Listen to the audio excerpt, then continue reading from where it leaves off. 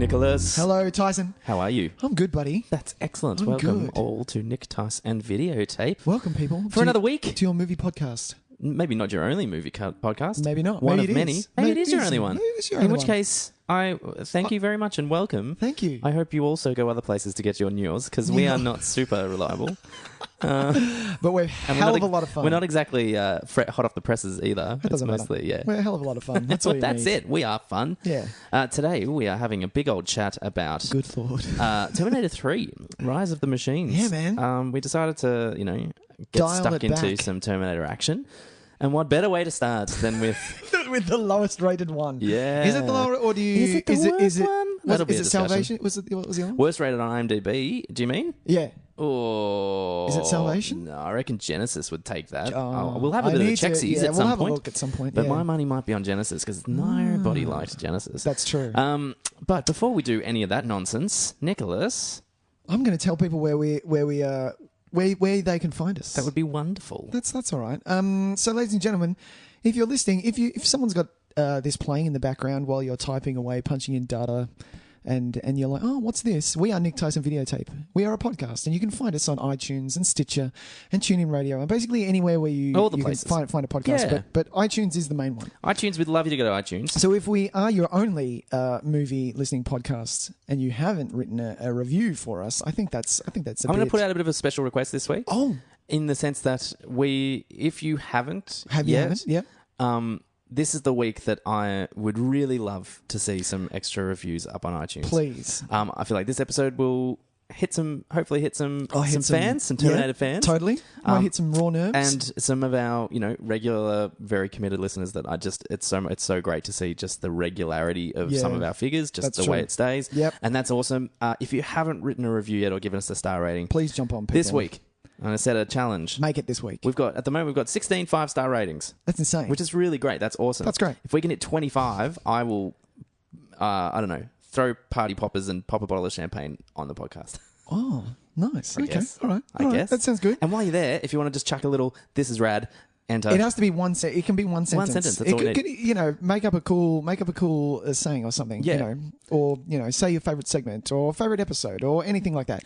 Something that you disagree with. Who did you side with on Nick, Tys and Videotape when we discussed Dirty Dancing? But yeah, apart from that, we are on the social. We're on the Facebook. Yes. And the Twitter. And Twitter. We have a lot of fun on there. Did you see what I haven't watched it yet. Yeah, Oh my God, I'm really pumped to see it though. I know I'm going to love that shit. It is insane. Yeah, it looks just with the movie voice in the background. What I'm talking about is someone did a 1986 version of Thor Ragnarok. Like if Thor Ragnarok came out in 86, I think I'm getting that year right. If the trailer came out then, that's what it would look like, and it's such good CG. And they've intercut old Hulk in there, and nice. and the movie voice in the background is my favorite. The actual movie guy. Yeah, the voice in the there's a bit at the end that's my favorite. So get on the Faces page and have a look at that. Comment, jump on, have a look. Let us know what you think. What's your favorite retro trailer? Please. There was another really good one. There was one before. That Guardians of the Galaxy one that was right. like a telemarketing thing, which was really fucking great too. That was hilarious. I loved that. Yeah. And also on our YouTube channel where you can find... I haven't had a look at that. It's really easy to listen to the show. We've got playlists for the episodes in order, starting with the freshest, so you don't have to go through the old stuff if you don't want to. You can start fresh and new. We've also got playlists for each of our particular segments, which is, like we've got our Everything Old is New Again, We Are Groot, our By Request, our anything like that. So look at the work you can jump on... done. And you can listen to whichever particular episode you like. And if you do like it, give us a thumbs up or whatever whatever the system is on YouTube. Or just mad troll it and it'll be hilarious. Yeah, man. Just chuck some comments up there and just be like, you fucking suck. I hated this shit. I hated your opinions of Terminator 3. I thought it was badass. You guys have no idea. It's the best one of the bunch. How do you know that's not going to be my opinion? Oh. Because I hopefully at this point, by episode 35, I hopefully know you a little better. Yes, it's true. Is it 35? 35. 35. Nicholas, I'm turning 35. You are, and in just 2 days. I know, and just on that note, what's going on? I'm going to hand my friend Tyson a little prez because a little bit early on the air. He's going to open his present, hopefully. All right, I'm going to open it on Open air. it up, and I'm going to. We're going to make scrunchy noises. Scrunchy noises. So you can hear the wrapping paper. That's true. I didn't know whether to, It is wrapped in an Astor calendar, just for anyone, that's the perfect wrapping paper for me. How good is that? Yeah. That's what I do. If I go to the Astor, me and my wife take handfuls of the calendar so I can just wrap presents in it. Because how good is that, you know? And it's shaped like a DVD. I'm just going to put it out there. It feels like it might be a DVD. Oh, he's got it. I got it. What do you got there, Tys? What do you got, Tys? Oh, nice, though. Good call there. Yeah. Well, I do have, on DVD, mind you, too, a copy of Steven Spielberg's Always. Clearly his best film. Clearly his best. Well, his most beloved, that's for sure. Yeah, starring John Goodman and Richard Drivers. Richard Drivers? And Holly Hunter. They couldn't hear him, they couldn't see him, but he was there when they needed him. There we go. Even after he was gone. So that was the funny one. Because I saw that and went, no, I have to do it because we've mentioned it before. But I wanted to get Tyson a classic that I knew maybe he hadn't seen or maybe he hasn't. Oh, dude, I've loved this as a kid. I love this movie. It's The Great Escape. Yeah. And it's got a cool 24-minute in-depth documentary in the making of. Yeah. Good time. Steve McQueen. You cannot go wrong. 50th anniversary edition. You'd think they'd stack that with a little bit more than just a 25-minute doco, don't you think? Here's this great big 50 years since The Great Escape. What have we got to put on it? We got nothing. We can't even muster up a trailer. McQueen's dead and buried. You know, we can't get him back. That's awesome, man. Oh, I cannot wait. There you go. Happy birthday, Tys. Thanks so much. From the Nick side of Nick Tyson Videotape. Well, to be quite honest, if anyone ever wants to give me a present, oh, please. as if I'm going to say no to DVDs. Yeah, that's what I figured. Amazing. Yeah. Thank you. That's okay. Now that we've had a mild celebration for my 35th birthday. 35th this 35. week. What a fucking joke that is. Nicholas, why don't we talk some trailers? Let's talk some trailers. Everybody's talking trailers.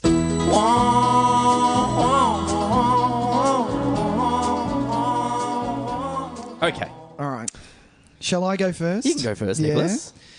Well, this is a bit fresh for me. I didn't realise this kind of came out of the woodwork because of the Red Band trailer that popped up. I think it was 4 or 5 days ago. Yeah, a couple of days ago now. Because we had a whole bunch of trailers, but there was nothing that really jumped out at me apart from this. Now, what I'm talking about is The Shape of the Water. The Shape of Water or The Shape of the Water? The Shape of Water. Yep. You're right. There's no second in there. So it sounded kind of cumbersome. That's true. But the director is the reason that you should be watching and looking out for it because it's Guillermo del Toro. And I'm always excited to see the work of this director. And especially if it's original work, which is what this is. Like Pan's Labyrinth was his original work. Yes. I've tried to watch Hellboy 1 and 2 again, like rewatching it. I'm like, this has got to be good in some way because of the director. I still can't grab onto Hellboy. It is fun, but I like Hellboy 2 a lot more than Hellboy 1. Yeah, I think he had a bit more freedom. Yeah, it feels more like one of his films. Yeah. But film? What word did I just say then? Films. But yeah, with No, go on. The trailer has it's the backdrop of the Cold War, America in the Cold War, and a classified secret amphibious being is being hidden by a high security government agency, and a mute cleaning lady finds the being, and there's some connection formed, and yeah, just it's sort of almost like an escape. Trying to help the being get out back into the wild. That's what you're getting, but the feel of it, I don't know. I got a bit of, I don't know. It just looked really amazing. Well, it's one of his. A bit of a fairy tale vibe out of it, in the same way you get from Pan's Labyrinth. Yeah. I think the way that it's like a very serious circumstance and surrounding, yet the opportunity for magic to occur in it. But yeah, I feel like throughout the trailer and with all of his movies, it got me thinking that he'll have the main story, but it will hit the high notes of emotion. Like, you can tell already this is going to be a big old tearjerker. Yeah. And look, it's great in the sense that he has this ability to kind of he uses metaphor very liberally, but in a way that just lets you kind of sink your teeth into some of these historical eras as well. Yeah. Like, because I didn't really know Pan's Labyrinth is in the conversation of my favorite film of all time. Like, it's always there. You've mentioned before, But it's, I knew nothing about the Spanish Civil War really before that film came out, and it's like I'm still no fuck all about it, but at least it inspired me to actually kind of just look at some of the external circumstances that led to it, because this film that was not only like this beautiful kind of exploration of fantasy and just amazing fairy tale of this little girl. It was and like her family. It kind of like a grim fairy tale, but in the real world, like the same kind of level of darkness, but with a real like realistic kick in the ass. Yeah. Where and so it also made me go, oh, but what was going on? Like, why? Because why were these people fighting with these people? And So I get a little bit of a vibe from this too. That I'm going to be kind of inspired by this. Have a look up the Cold War. Well, look, I do. I know a little bit about the Cold War. Because I've always been a big fan of Kennedy. Yep. Like as a figure, I think he's a really interesting, amazing figure. So I know bits and pieces about the Cold War just from what I've researched about him. But more so just it looks like that kind of the research facility kind of vibe where they were trying to do certain things, like it's like that movie that weird kind of what was it called, that Men Who Stare at Goats kind of thing. Oh, I never saw where it. there was these weird, like there's been all these kind of weird experiments over time to try and find ways to expand the human mind or to develop new weapons and stuff like that. And I think this could kind of tap into a really interesting era of that. This kind of this 50s, 60s kind of paranoia that led to some of these really odd choices. Bizarre things. But yeah, you said it really well before, how it'll have the fantasy playing, that fantasy story element there, but it will hit the reality moments, hit you quite hard with what he brings to the surface, like with what happened with the little girl in Pan's Labyrinth and things like that, and what was really happening. And the other thing was during this, Michael Shannon he's doing reveling in this role, scary as hell. To be honest, I'm scared of Michael Shannon anyway. Yes. But there's that. Have we talked about this before? The video of him reading the frat girl's letter. It's the best thing on the internet. My favourite line. Can I say my favourite line? No, if it's the one with the C bomb. Yeah, I'm not going to say. No, let's save it. Save the C bombs. But yeah, it looks like a bit of the character Abe from Hellboy. Looks like he's a little bit of it's played by the same guy, I believe. It's Doug Jones doing it. Doug Jones, the go-to creature guy for Guillermo. But it looks awesome. I'm in. I'm totally in. I'm totally in. It was never a doubt. I feel like it's seeing these. It just kind of what strikes me a little bit more is how kind of quirky it feels. Like it feels like it's got a lot of comedy through it. Yeah. Even with Michael Shannon's character, like even though he's scary, there are moments where it's like I think we're going to laugh because I think he's going to be a little kind of pratfallish. Yeah. Like we're going to have moments which obviously he'll turn on its head quite dramatically, I think, at some point. So over the top. Like the way he kind of looks in the mirror and has to kind of pump himself up and stuff. Yeah. It's like, you can do this. You can do this. Come on. You get full disclosure every time or something. You get full marks every time or something. But yeah, it looks great and the design looks wonderful. I love the colours. It's kind of muted, but kind of this green kind of tinge on stuff. Very that era. You look at it and you kind of know where it is. And apparently he was heavily attached to a Creature from the Black Lagoon remake for a while. Yeah. And the co-writer of that has spoken of this trailer and said, there's some similar stuff here.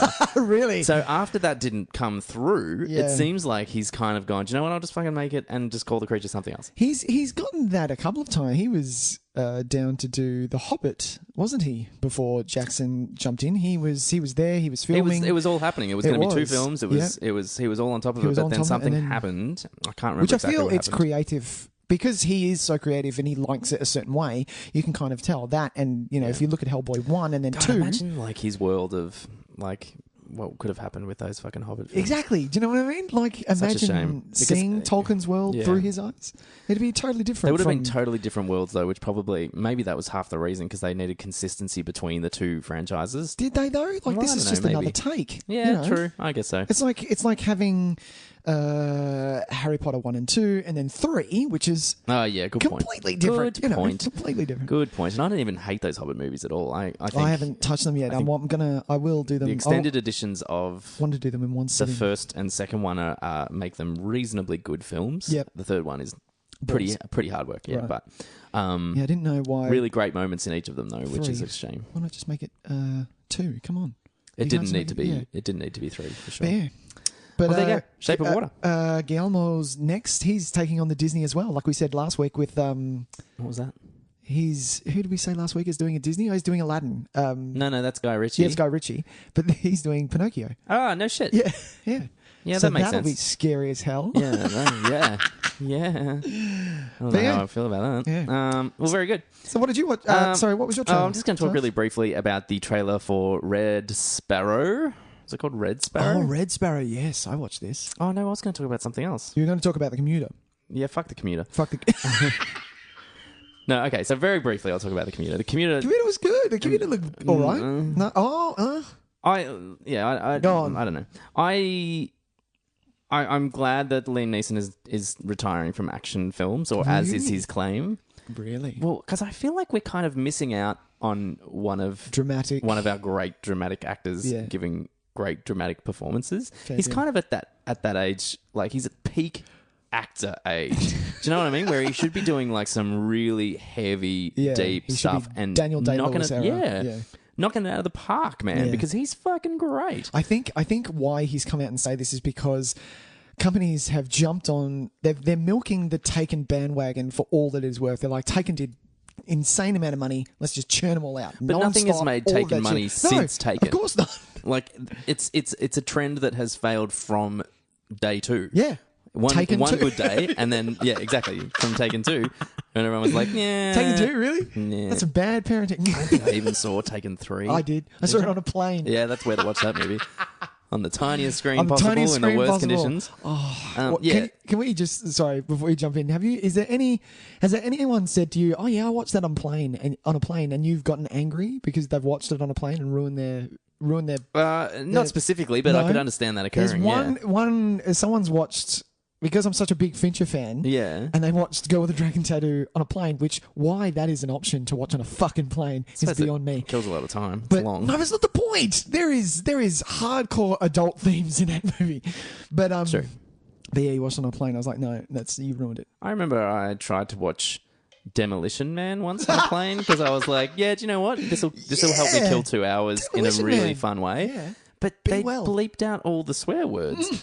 And, like, they cut out little bits of violence. And I'm like, what? I'm not watching this shit. That's not fun at all. It's like watching a TV version. Remember when they used to cut It was everything? exactly like that. The one movie I've watched on a plane that I know I need to watch again because I was like, I should not be watching this on a plane. I watched Sunshine, Danny Boyle's Sunshine on a plane. Tyson. And when it got to that end and there's the weird burnt dude running around killing everybody, I'm like, what am I doing? What have I done? I have chosen the wrong movie. But I had to finish it. Yeah, I had to finish it. Haven't seen it since. That was over 10 years ago. No, it was 10 years ago, actually. It was 2007. So the commuter. He's reuniting him with the guy that he's almost worked exclusively with for a couple of years, Jamie Collier Sarah. Mm-hmm. I would say that I have not seen... Well, I don't know, actually. Go on. Do you know, I'm actually confused. I feel like if I've seen either Unknown or Non-Stop...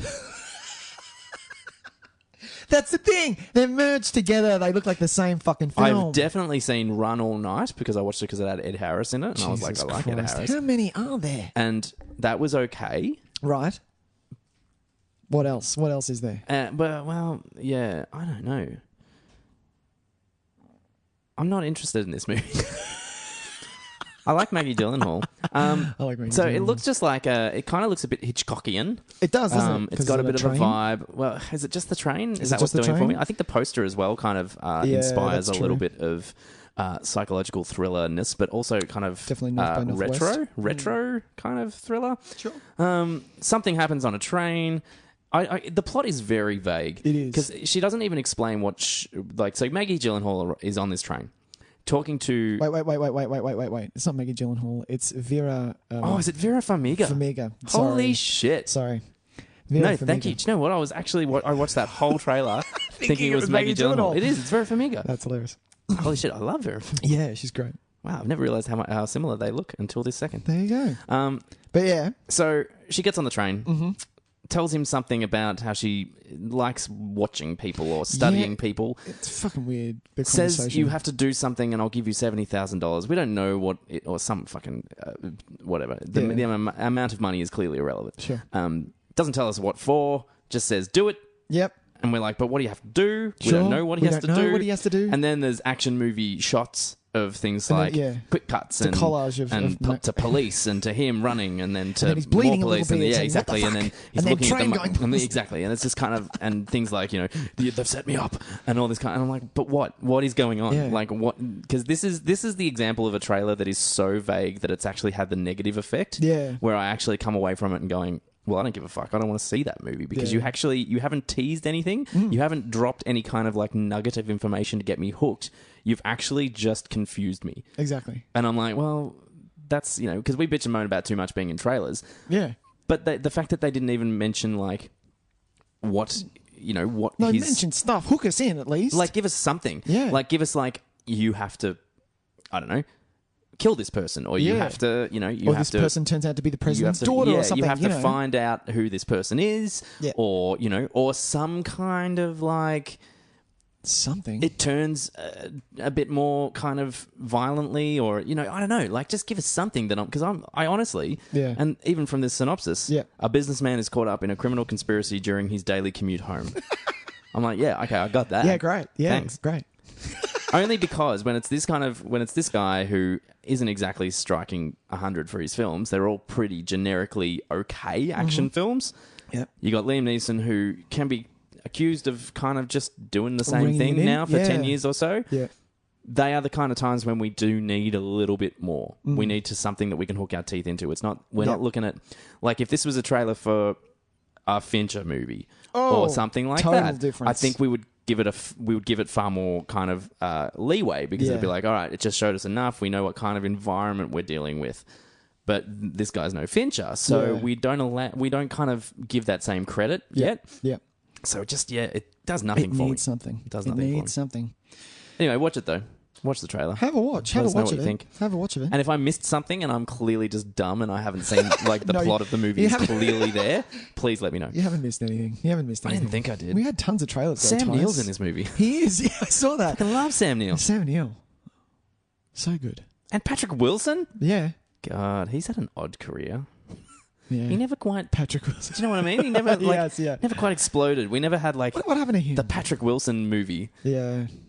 I feel like he kind of thought that was going to happen for him. He was. Well, I feel like everyone's going to feel that. Like even Sam Neill did. What is my brother's favorite horror movie? Daybreakers. No. Dead Calm? Horizon. Oh, Event Horizon. Event Horizon. Yeah. I kept going Deep Sam Horizon. Neill's in some good movies, man. Event Horizon. So good. But yeah, that's it. Yeah, that all look, we got? and I watched the Red Sparrow trailer, but it gave away very little. Jennifer Lawrence is like a Russian sleeper agent who uses her feminine wiles to hook in their targets, apparently. Apparently it's like that's the way they're trained. They're trained to be sexy and then kill the dudes. Jennifer Lawrence doesn't really do it for me. She's not really... She's an incredibly attractive girl. I have No, no it's not. No, problems I'm with not that. talking... Not about her looks. I'm talking about her acting ability. I'm talking about... I'm not going to seek out... See, I thought, because I actually I went with that angle because Right. I figured that her acting ability was kind of a no-brainer because I think she's really great. Okay. I thought you were saying that I don't buy her as The this sexy Russian sexy kind of like assassin. No, she can totally pull it off. She's very attractive. No, I'm talking about... Is her acting ability up to snuff? I think so. Because to be honest, the last thing I saw, which tainted it a lot, was Joy, and that was fucking joyless. I haven't seen Joy because I just heard it was not very good. And I feel like David O. Russell has been on a bit of a downwards trajectory for a little while now. Yeah. I enjoy most of his movies less and less. Yeah. Except for Silver Linings Playbook, I really liked. I like that. But I found American Hustle really hard work. Didn't want to and it was touch kind of that compared with like... I think Three Kings is the only really good film he's made. Yeah. I like The Fighter. Can't be bothered with... I like The Fighter. I Heart Huckabees. Can't be bothered. I didn't mind Fighter Huckabees. is fine. And then he had one really good one again with Silver Linings, and then just back to down average again for American Hustle. And it was kind of like, and then I heard it was crap. So I was like, nah, don't worry about it. Yeah. Can I just mention, did you happen to see All the Money in the World? Ridley Scott's new trailer? No, I didn't watch that one. Fuck. Is that the one with Michelle Williams? Yeah. And Kevin who's the Spacey guy? and Kevin Mark Spacey, Wahlberg. that's right. That looks... Marky Mark's in this thing. This looks like Ridley Scott has come back home. Yeah, but that's what we thought when we saw that fucking The Counselor trailer. That looks like... I watched that. Like, Did you watch that? No, I haven't heard it. Oh, don't watch Once that. I heard about Cameron Diaz peeing on a car or some shit, I was like, no, what did she do? She has sex with a car. She has sex with a car. I was like, yeah, this isn't for me, this movie. Oh, Jesus. That was hard work, but this looks really good. Anyway. Let's get to what do we watch this week? Yeah, what did you watch this week, Tyson? we need to get some stability back in this here. We're all over the fucking place. All right, I'm just going to talk about one film this week. Yeah. I watched a movie that I've been meaning to watch for a while, and I don't know how. It just kind of popped up. I saw it on Blu-ray once and was like, well, that looks kind of badass. And then it popped up on, I think, Stan I think it was Stan. Might have been Netflix. A film called The Deadlands. Oh. Have you heard of this film? I think I have. So The Deadlands is a film set in indigenous New Zealand. So it's dealing a lot with the Maori tribes. Oh, okay. And it's kind of like Apocalypto in a sense. Yeah. But obviously with New Zealand heritage as its background. Mm-hmm. I think it was pretty cool, the fact that you don't see that kind of culture represented a lot in cinema. Real kind of the same way we don't get a lot of our Aboriginal culture represented in cinema very much. Not Samoan. I was going to say Samoan. But it's not Samoan. It's Maori. Maori. I believe it's Maori,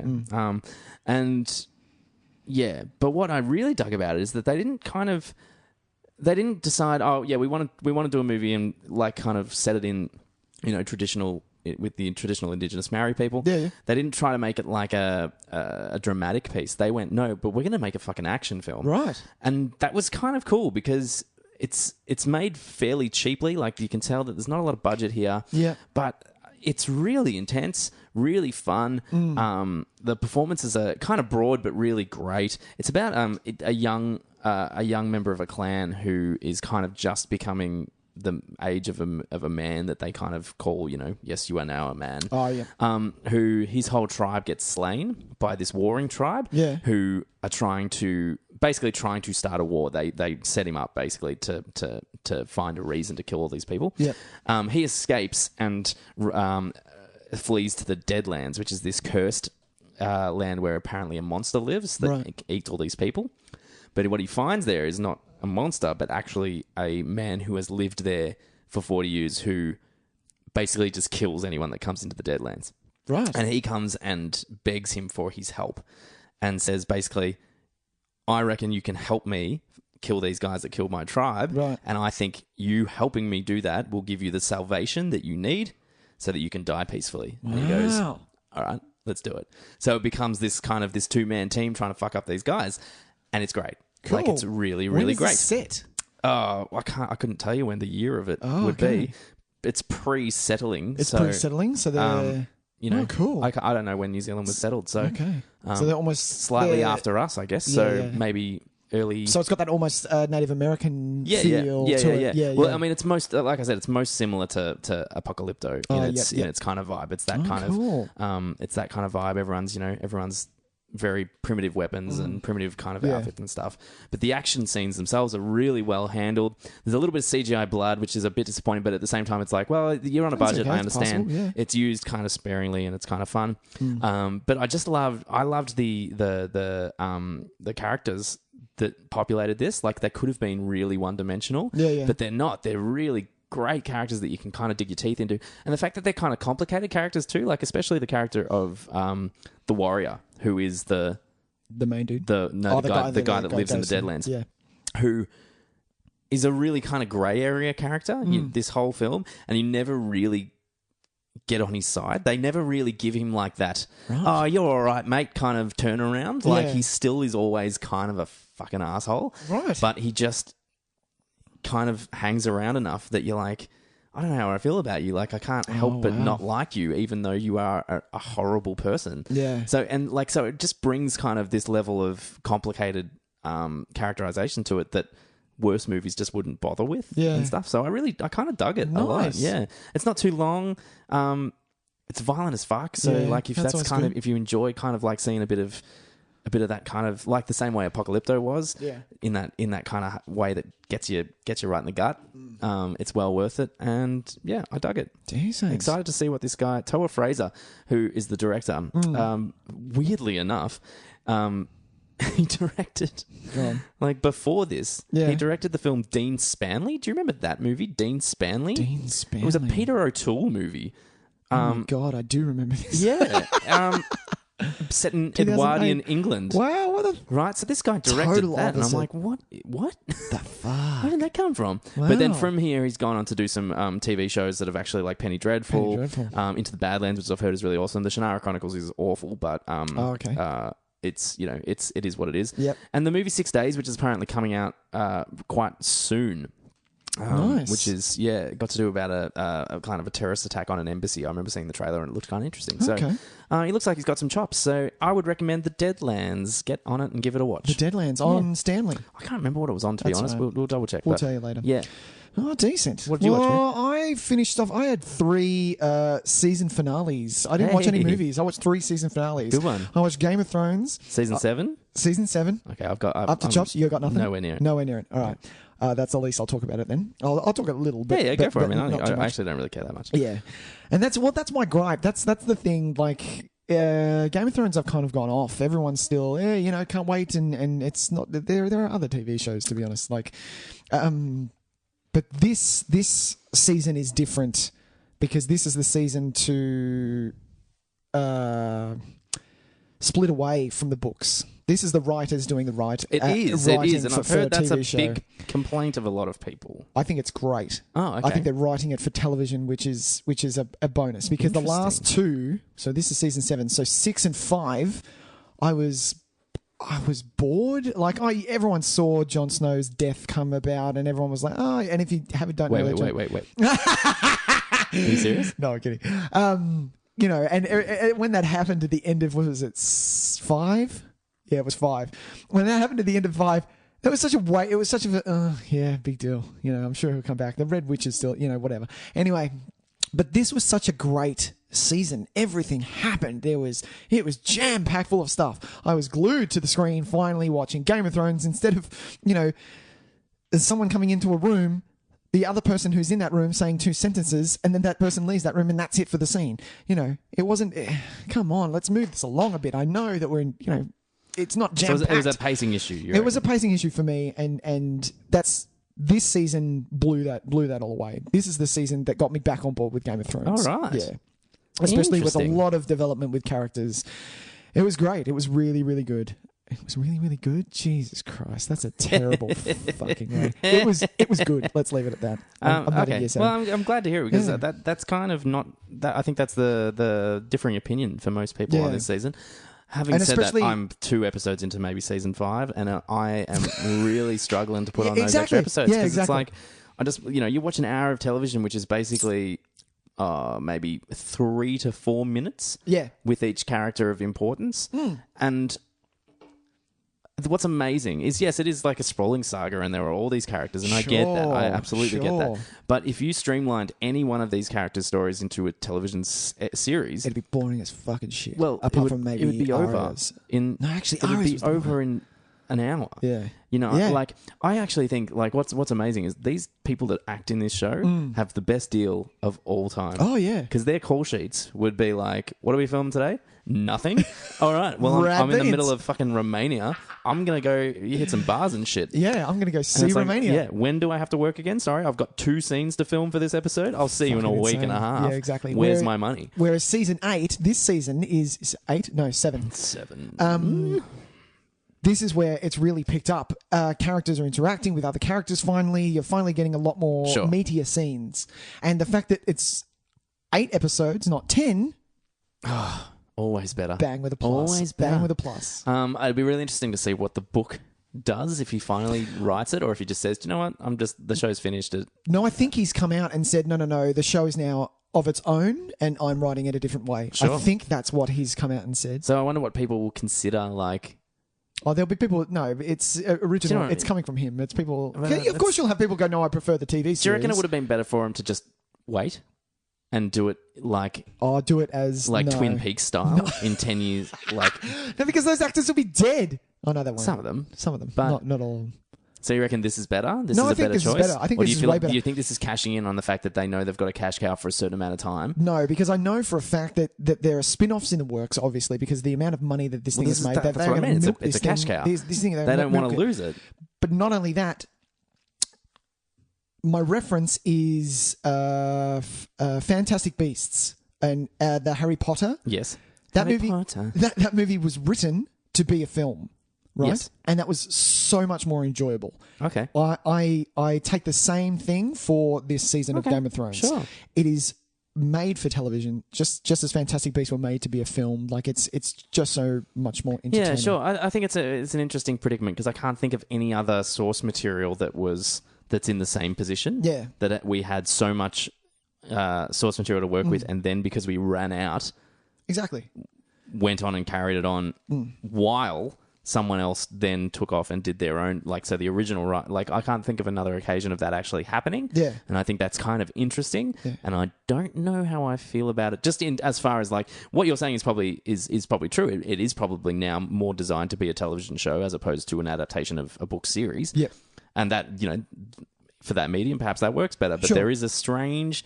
I'm ethically uncomfortable with it. What? I think. Really? Just as far because as it's like moving away from the ownership, original authorship, right. and that kind of stuff. The origin text. Yeah. I totally understand that, especially talking about superheroes and things like that. If you're going to move away, because they live in very different universes. Yeah. But we've never had like, it's not like they've done two parts of it. And then, because a third one wasn't out yet, they said, well, we're going to do our own. And then we have two different third parts that we have to try and head acknowledge. Yeah. Do you know what I mean? Yeah, yeah. So it's just a weird, it's a weird can of worms. Yeah. Maybe I'll just, I don't know. No, I'll just wait for a while and try and, I'm never going to watch it. I don't even want to pretend now. I'm not going to watch any more of it. But yeah, the other one the other season finale, there's two others. One that I'll talk about briefly, and the other one I'll say one sentence. The one that I want to talk about briefly was The Defenders. I finally finished The Defenders. Oh, there you go. I haven't started. Yeah, I actually I knocked this out really fast. Okay, cool. This is something like, instead of Game of Thrones, I actually wanted to watch this. Sure. I was jumping on it, and another only 8 episodes. Keeping it nice and short. 8 is the way to go. It is, but unfortunately in this instance I would prefer 10. Okay. Because the story that they had needed to be... It actually needed to be fleshed out a little bit more. It needed to be fleshed out a little. You can't Interesting. You can't just have them come together and go, oh, yeah, we're a gang. Like the scene where... Of course there's a scene where they all sit down and go, well, how the fuck did you get your powers? And why is he... Are you blind? And you can catch this? And all of that stuff. They actually cut that out. They sit down... They go, well, what have you got? Goes to ad break. Well, not goes to ad break, but end of episode. Yeah, sure. And then goes to ad break, and then comes back, and they've been talking for the last 2 hours, and we've missed out on that conversation, which is actually what I wanted. I want to see them interact. I don't want it just to be, we're all going after the antagonist, which is Sigourney Weaver, by the way, which is just fucking amazing. I love that she's the antagonist. But yeah, well, I guess it was good. It just wasn't enough for me. With those other series, is there's way too much stopping. Yeah, like where this needed some stopping, and that which is kind of, remember we talked about this. Why did they decide the one where we finally have more than just one main character? Yeah. That they make this the shortest one. It should be the other way around. It should be way the other way around. And now we're getting Absolutely. I think they're shortening the Punisher series. I've heard the Punisher really? the Punisher series isn't a full 13 episodes. This is what I've heard. 13's such an odd fucking number. It's too much. 10, just 10. It's way too much. 10 is by the time fine. you get to episode 7, you think you're almost done, and then you go, oh no, this is like the halfway point. I think everything should be like Sherlock. I think everything should be three or 4 episodes, movie-length episodes. Yeah, leave it at that. That is insane. That's fucking great. Except for like network television. Oh yeah, I'm not talking. No one wants to see an hour and a half for 2.5 Men. What the fuck would that be? Even like network dramas. Oh, okay. Yeah. But I feel any of this kind of short run series stuff might work better in that way. But yeah, Defenders, the only reason that I'm still have hope is now that they've done their... Okay, we've done it. We've realised it worked. It made a shitload of money. Or if it did, I don't know if it did. I don't think Netflix makes money. Does it make money? I feel like they're in so much debt and stuff at the moment. I was trying to figure it out the other day. I was like, what are they planning on doing? Because they just keep, like, they're literally in billions of dollars of debt. Yeah. And then my last one-sentence one is I finished off West Wing season 2. 3. You were watching 3 last week. Was I watching 3? Yes. Yeah. I finished off season 3. Great. Amazing. Can't wait. Season 4 is already Season 4 is a little loose. Season 4 is already in the DVD player. Yeah. Season 4 is I think the least of the 4. Oh, it's the weakest link. So it's still better than like season 5 is rough. Oh, really? I'd watch it again in a heartbeat, but it's like you can recognize. I realised what you said. Like when you said when I first started watching it, that 2 is your favourite, and I had almost just finished 2, and I was like, well, I kind of see what he means, because it's not 2's vastly a slow burn. dropping, but it's getting there. Yeah. And just the end of 3, like that CJ, it's heartbreaking. Just killed me, man. It's really heartbreaking. Killed me. But then, like, just like coupled with such other great stuff, though. Like, it's absolutely. just, anyway. Yeah. Anyway. Good show. It. We'll talk, like I said, I really want to talk about some West Wing stuff one day. Let's get to our feature prez. Yeah, why don't we do that? A feature presentation.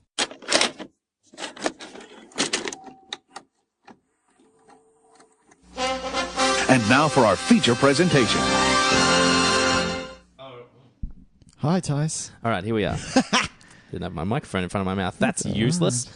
All right, well, we're here. We're talking for our feature presentation about Terminator 3, Rise of the Machines. Rise of the Machines. 2003, Tys. It was. It feels like... Go on.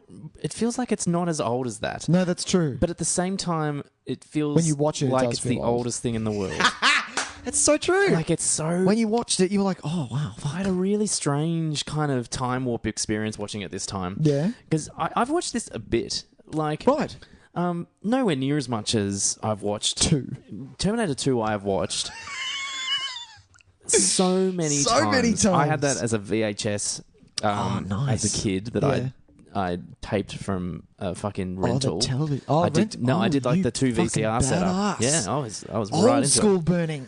Yeah, exactly. Cool. Original burning. And so it had that weird kind of like it never really worked as well as it could have. Do you know what I mean? Like it was always a little iffy. Yep. But God, I watched that VHS until it fell apart to the ground. Yeah. Nice. And I just we'll talk about Terminator 2 at some other time. But and Terminator 1 is one that I watched that. I never thought it was as good when I was a kid. I was always like, no, it's all about Terminator 2.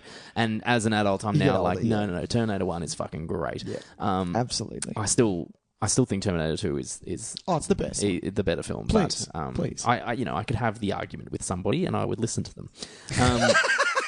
That's hilarious that you just left it at that. I would listen to them, and as opposed to just being like, "Well, you're an idiot person." No, everyone's entitled to their opinion. Yes, absolutely, but they you got to be be an a idiot. dickhead. Yeah, it's an opinion of an idiot sometimes. I'm saying someone who says Terminator 1 is better than Terminator 2 is not an idiot. No, it is an opinion I would listen to. I would not agree with. That's true. It's one I would definitely listen to and be like, "Yeah, cool, yeah, nice, great, good call, great, good points you came to there." And it's not someone trying to tell me Terminator Salvation is the best Terminator because that's the opinion of an idiot. I would think. I'm not like not to like no you know, but everyone is entitled to that opinion. But Salvation, though, if you were to watch Terminator 2 and Terminator 1 out of the equation, you have Genesis, you have Rise of the Machines, and you have Salvation. Which one are you going to watch? Like Genesis? What? No, you're only saying that's because it's the newest. Probably. Salvation wasn't that bad. I think Salvation is a lot worse than this because it has a director called McGee. Fucking handled it. What kind of name is that? And that's then, only part of the problem with that film, I think. Yeah, exactly. And then, of course, you have the whole Bale incident where that was the film I forget that when I watch it. I honestly... I try not to think. I remember the event, but at the same time, I'm like, you know what, man? He probably just had a really fucking bad day. Like, I feel really bad for him because, like, you know, they're always in the limelight. We have performed in our life. We are actors and performers. Yep. And you always have a bad fucking day. You have bad fucking days. And there have been times in like rehearsals and things where I have gotten up to do whatever I'm meant to do, and I don't know, I turn around and there's meant to be something there that I need to use, and it's at the end of an 8-hour day of rehearsals, and I'm like, well, fuck, like... Yeah. Can someone like, just can I just fucking like either just let me sit down and not do this, or can we do it properly? Yeah, either let's do it 100%, or what the fuck? Exactly. And then, I have that with people. If I was doing something, they'd be talking. Exactly. And look, while he obviously had a big old fucking spacco, sure. At the same time, I'm like, he must have had a really bad day, and he's trying. He's doing everything he can to remain focused, and some guy is really just fucking that up for him. That's fine. Bless his heart, old Christian Bale. Oh, you're a funny unit. But Terminator 3, Rise of the Machines, Tys. Yes. I saw this at the cinema. Me too. Did you really? Yeah, I was pumped for this film. I was as well. But the friend of mine who I went with, we sat in the cinema like right up until like the credits had rolled and finished, and we were still talking about it, how... where was we wanted the judgment, we wanted the war, we wanted wanted the war. I don't think we were... The war is like the eternal Terminator cock tease that we have never gotten. Do you know what I mean? We've been teased that war. We have, yeah. Every fucking movie. Absolutely. And we, even in Salvation. Yeah, and you thought you were going to get it in Salvation because of that trailer. You're like, fuck. But it had elements in it, for sure. But it wasn't the war. But then we get some fucking Sam Worthington story. And I'm like, well, this isn't what I want. This isn't what I wanted to watch. This isn't the movie I wanted to see. I know. So that is, and then we, same thing with Genesis. We got like this kind of kick-ass opening scene with the war, and then we don't see it ever again. Yeah. Anyway, I need to watch it again though. Yeah. So I get what you're saying. Look, I was a pretty.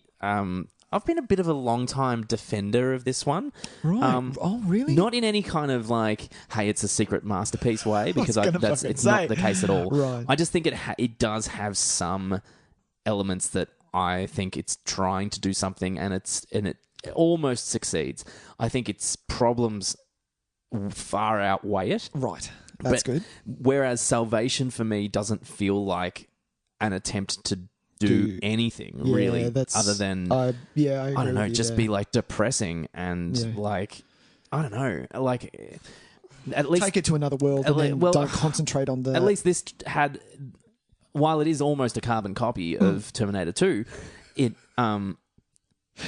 does have these occasional moments where I feel like it's trying to have a little bit more heart. Sure. And that is something that I don't think you can say about Salvation. I think that film is devoid of heart. I think it's very cynical and like, even though a main plot point is somebody getting someone else's heart. What the fuck happened in that film again? Oh, God. I'm just going to leave it at that. I'm not going to say anything. I've got no rebuttal. I'm leaving you in your fire. That was beautiful, Tyson. That was beautiful. Oh, God. Anyway, let's actually talk about this movie so we don't end up just talking about the franchise the whole time. All right. So I do think there are moments worth defending. I think a lot of the problem with this film is that we went from a director and writer that has an incredible imagination, is able to balance that really effectively with great storytelling, not just... he's not like a kid just going, and then this happened, and this happens. Not a CG. Like, he can be really intricate with his storytelling. He could. Sure, his dialogue's never been fantastic, and look, that's something James Cameron... But that's fine. That's got... Yeah. It's, not everyone has the heart, has that kind of exactly, skill. Exactly. But not only that... And we were handed over to some people that should not be given this film. It amazes me. Like Jonathan Mostow. Mostow, you're right. Yep. He's sort of a nothing director. He's nothing. It turns out that I do not like a single film he's directed. Which is rare. Like usually I can point to one and be like, oh, there was some stuff in that. Yeah, and exactly. I heard that was U571. I'd actually never seen U571 until about 6 months ago. Right. And I was like, I like submarine movies. Yeah, let's check this out. I like war movies. Let's check it out. Movies I like that kind of that vibe. Yeah. You know, that underwater war film. Claustrophobic drama. Yeah. But it's awful. I was really struggling with it. I was just... Because I couldn't believe how just... bland. Yeah. And all the characterizations were just so like blah. Yeah. And the action sequences themselves weren't in... I was like, I should be so tense watching this film. I am just like flat. You don't give a fuck. So flat. Because I remember seeing U571 in 2000, and then I went back about 10 years later and rewatched it and went, what the fuck? Because I wanted that. One thing that I made it similar to was, remember, is it Master and Commander?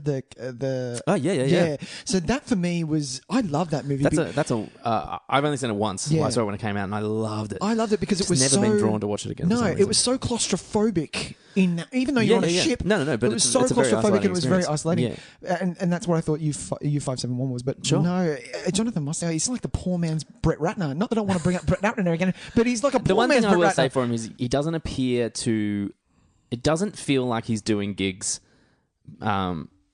like just for the sake of working. His projects do feel like he has a personal involvement with them. I think because we've gone from...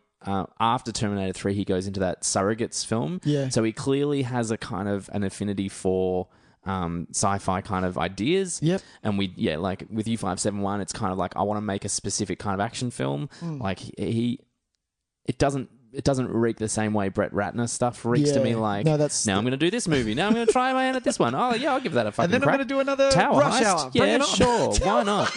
Yeah, let's give it a crack. I got all these actors. I just want to hang out with Ben Stiller and fucking Eddie Murphy for a while. Yeah, I'll do Richard that. Ayoade. Yeah, bring that on. Yeah. No, that was that was Night Watch. That was Night Watch. Is that who directed that? Go. Was that a Ratner one? No. Moving on. Yeah. So, and then the writers aren't particularly. The one thing I found really interesting is they wrote The Game, the David Fincher film. Yeah. Which is very kind of complex and interesting. Yeah. But Fincher has a way of taking something completely boring and turning it on its head. Yeah. Like when everyone heard of the Facebook movie, everyone was like, what? It's a good point. Fuck off. Even I was, and Fincher's my favourite. But yeah, and then you just, even with that... Well, that's also Sorkin's involvement, I think. Yeah, exactly. Two collaborations coming together. Fuck, let them do another movie. So, yeah, we're in... I think it's such a drop in creative quality that... You can't help but kind of feel disappointed even from the get-go. You're just kind of like, oh... For me, for my rewatching of this, it just... Overall, it was just not that entertaining for me. There was one major action sequence where I was like, fuck, that was awesome. How did they do all that stuff? You know, with the crane coming through. I think the crane sequence is definitely an effective kind of... Well, so this is the thing. This is one of the things I kind of made note of is that I think a lot of this film is incredibly effective in the moment-to-moment stuff, but it doesn't make a coherent whole. Yeah, yeah. And that's so we're watching stuff and it's like... when you're watching that crane chase, even the stuff at the vet beforehand, there's great little moments. Like Arnie drives the truck and it hits her and bounces over Claire Danes and smashes her into the thing, and then all this kind of stuff, and you're like, oh, well, that was cool. But like, what the fuck's going on? And then it's like, you know, all that kind of stuff. Even with the coffin, getting the thing in the coffin and all that stuff. Like I read that, like it had some good ideas. It wasn't bad. It had some good ideas, but there was no follow through. It was like, no, this is a set piece and this is a set piece and things like that. Yeah. So, and this is why I kind of give it a little bit of credit, because I feel like there are some things that you point out and go, do you know what? That was kind of interesting as a conceptual idea. Yeah. You know, I think. The crane chases, yes, is a good example, but then there's bits in it that just take me straight out. Like I love / hate. Oh God. The way that when Arnie's hanging onto the thing and the fire truck hits him and it makes like a Looney Tunes noise. Boom. Like the way it would happen if like Wile E. Coyote got hit by a truck next to the Roadrunner. It makes like a poof, and then you hear the squeaking of the thing where he'd just been, and I was like, What tone are we trying to set here? Because up to that point, the crane chase has been pretty fucking great. Yeah. I'm like, okay, so is it slapstick? What are we doing here? Well, this is where I have beef, and I'll bring it up for later. But no, actually, you know what? Then that sequence ends with a really great moment that's ruined by bad sci-fi. Yeah. Like the chain, the hoist into the ground that then tips the truck over. That great, amazing. And then, but then you look at this CGI and the flip, and it's like, oh, that's a bit rough. That's you got to remember it was 2003. Well, but this is the problem: is some of the CGI I think is really top notch. Like every now and then I see a bit, and I'm like, I think that opening sequence with just the shot of the world and then the thing hits it and it blows up looks fucking great. I think the Terminators in the future scenes like look awesome. Oh, really? And then but then hand-to-hand combat between the two Terminators look like Matrix level bad. Oh, that looked bad. And that looked so one thing that they couldn't get right, they couldn't get like dust right. So every time everyone knocked into something, there was like CGI dust and CGI like rubble. That's so true. Like, who's on the dust? Who's on dust? The dust guy? Who's dust? Hand up. You guys. Sorry. Okay, you guys get out of here. I was hungover. Yeah, what the fuck? Well, no, I thought that the CG at the start was a little questionable. Just going in my head, thinking, which I know that you'll love, when the bomb hits in T2 and you see the bus come. Yeah. Like that's detail. It's miniature. It's detail, and it's not CG. Where this was a little bit too. I'm not saying I don't need detail. It's just a little bit too. No, but I think what he was trying to do was what Terminator 2 that explosion sequence did so well was that it showed it on a smaller scale. It showed the street level. Yeah, and I think this wanted to show a worldwide level. Yeah, that's so true. Yeah. But yeah, and I get what you're saying. I always prefer the models and I prefer all that kind of stuff because I feel like it's tangible. I just thought it was actually pretty effectively done, considering how bad some of the later stuff was. Watching that first 10 minutes, it's like they ran out of money and went, oh fuck, we've done these amazing opening sequences. What are we going to do now? Because that opening stuff looks really effective, I think. Like the first 10 minutes or so, which, by the way, it's not a good opening to this film. Like it's really rough. That voiceover is bad. The Nick Stahl's performance is overall really strange. I don't like this whole Mostow's got this thing going where he kind of does this. He drops a frame out. He drops every second frame out and does a slow-mo kind of. So he. Oh, that was no. I have beef. So this is my first. Like you said at the start, you can kind of. You said it was a carbon copy of Terminator 2. Yeah. There were so many shots in this that were ripped or concepts that were ripped from Terminator 2. He hits so many beats that Terminator 2 hit. Yeah. And to the point where it's just kind of like, all right, cool. Like. But I understand that was the previous film, but you can't kind of do a homage to that film in its sequel. Like it seems quite odd. Yeah, well, because Terminator 2 did that already. Terminator 2 it played on the conventions set up in the first one. Like I think a clear example of what you're talking about is the way that for the first half an hour, let's say, of the second film, we don't know. Oh, who's on whose side? On whose side? Absolutely. Right? Yeah. What I found really amazing was that this movie tried to do that again, but you don't realise it's trying to do that until Nick Stahl sees him in the vet. It goes weird slow-mo. He goes, "Are you here to kill me?" Arnold takes this weird step forward. Yep. And I'm like, hang on, sorry, is this a... What? Am I meant to think that he potentially is the bad guy again? Yeah. Because you have not done that well. No. You have not... Like, who is that for? Who is that moment for? Yeah. You're building tension for an audience that knows the answer already. That's just ridiculous. Yeah, and coming off the bat of being Terminator 2, like everyone would have seen Terminator 2 so and much. Trying to recreate what is one of the most amazing parts of that film. Yeah, is the way that the guns and the roses coming out. And finally says, "Get out of the way." Yeah, and shoots the T-1000. Who, for our knowledge, to that point, is just a police officer. Exactly. And we freak out and go, "Oh shit! He's shot a cop! Fuck!" And then we see the liquid metal stuff. Oh. And let's just fucking watch T2. And sure, it doesn't have the same effect anymore, but you can see exactly what he was going for in that moment, and you can appreciate it. Whereas in this, you're just kind of like, what are you trying to do, man? We already know how this turns out. Don't do it again. Don't try. You've got to do something different. Yeah. If anything, I don't even know. If anything, you should have set up TX as clearly almost the bad guy, but we never actually see any kind of anything sus. Yeah. And maybe make Arnie like the good guy. Right. Like who, I don't know, lifts a cat out of a tree or some shit. And then, so we're all happy and dandy. But then when they finally get to John Connor, Arnie pulls a gun on him and the TX jumps in. Like maybe that is kind of like a similar kind, because then we go, oh, actually, no, I did not expect that at all. Yeah. That's the only way you can achieve that. So why even bother trying to set it up? Don't try and do it like that. Just be your own movie. Be your own movie. Be original. Be your own movie. That is this movie's... God, this is... But there were so many bits that they tried to... The intervention for this movie is just everyone going, be your own movie. Be your own movie. There's so many bits in this movie where they're trying to emulate... Like when he did the 180 on the police bike, that shot is in Terminator 2. I can show you where that is. I know exactly where it is. And the other one was with the fucking... Getting the clothes from the bar patron... we have to talk about this. We have to talk about this. I just hate it so much. It doesn't fucking work.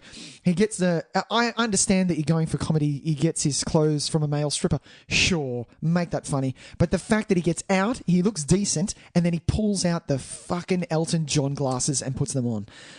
But so it's the same argument, right? In the first film, the finding the clothes scene is the first example of just how horrific this thing is. Yeah. He rips out some dude's heart with his bare hand. Number one. Bill Paxton, Bill Paxton. Or is it the other guy? Oh, no, it's the other guy. With the cool face. Yeah. What's his fucking name? I love him. Look it up for me because I love it. Oh, I love really? his name. Yeah, he was in X-Files for a while. He's in Buffy. We've talked about him before because I remember being like, and he was the bad guy in Cobra. That's why he's the bad guy in Cobra. He's the bad guy in Cobra. What's his fucking name? Oh God. Damn it. Just go straight to Cobra because he'll be listed as like the second person there. But yeah. So we see just how fucking violent he is. And so when that scene occurs again, Brian Thompson, by the way, I got it before you. You heard me. Do you see why I'm doing a podcast with this man? So Jesus Christ. Good luck if you come up against him in trivia. No, I'd get smashed. There are people that were probably screaming Brian Thompson at me this whole time. And then we got that flipped. In the second one, because we got the same scene, it felt strange because we noticed that no one was like you might not have noticed it actually, but subconsciously you realized that he wasn't murdering anyone. Yeah. He was using the cigarette thing and he was breaking their legs and stuff, but it was not.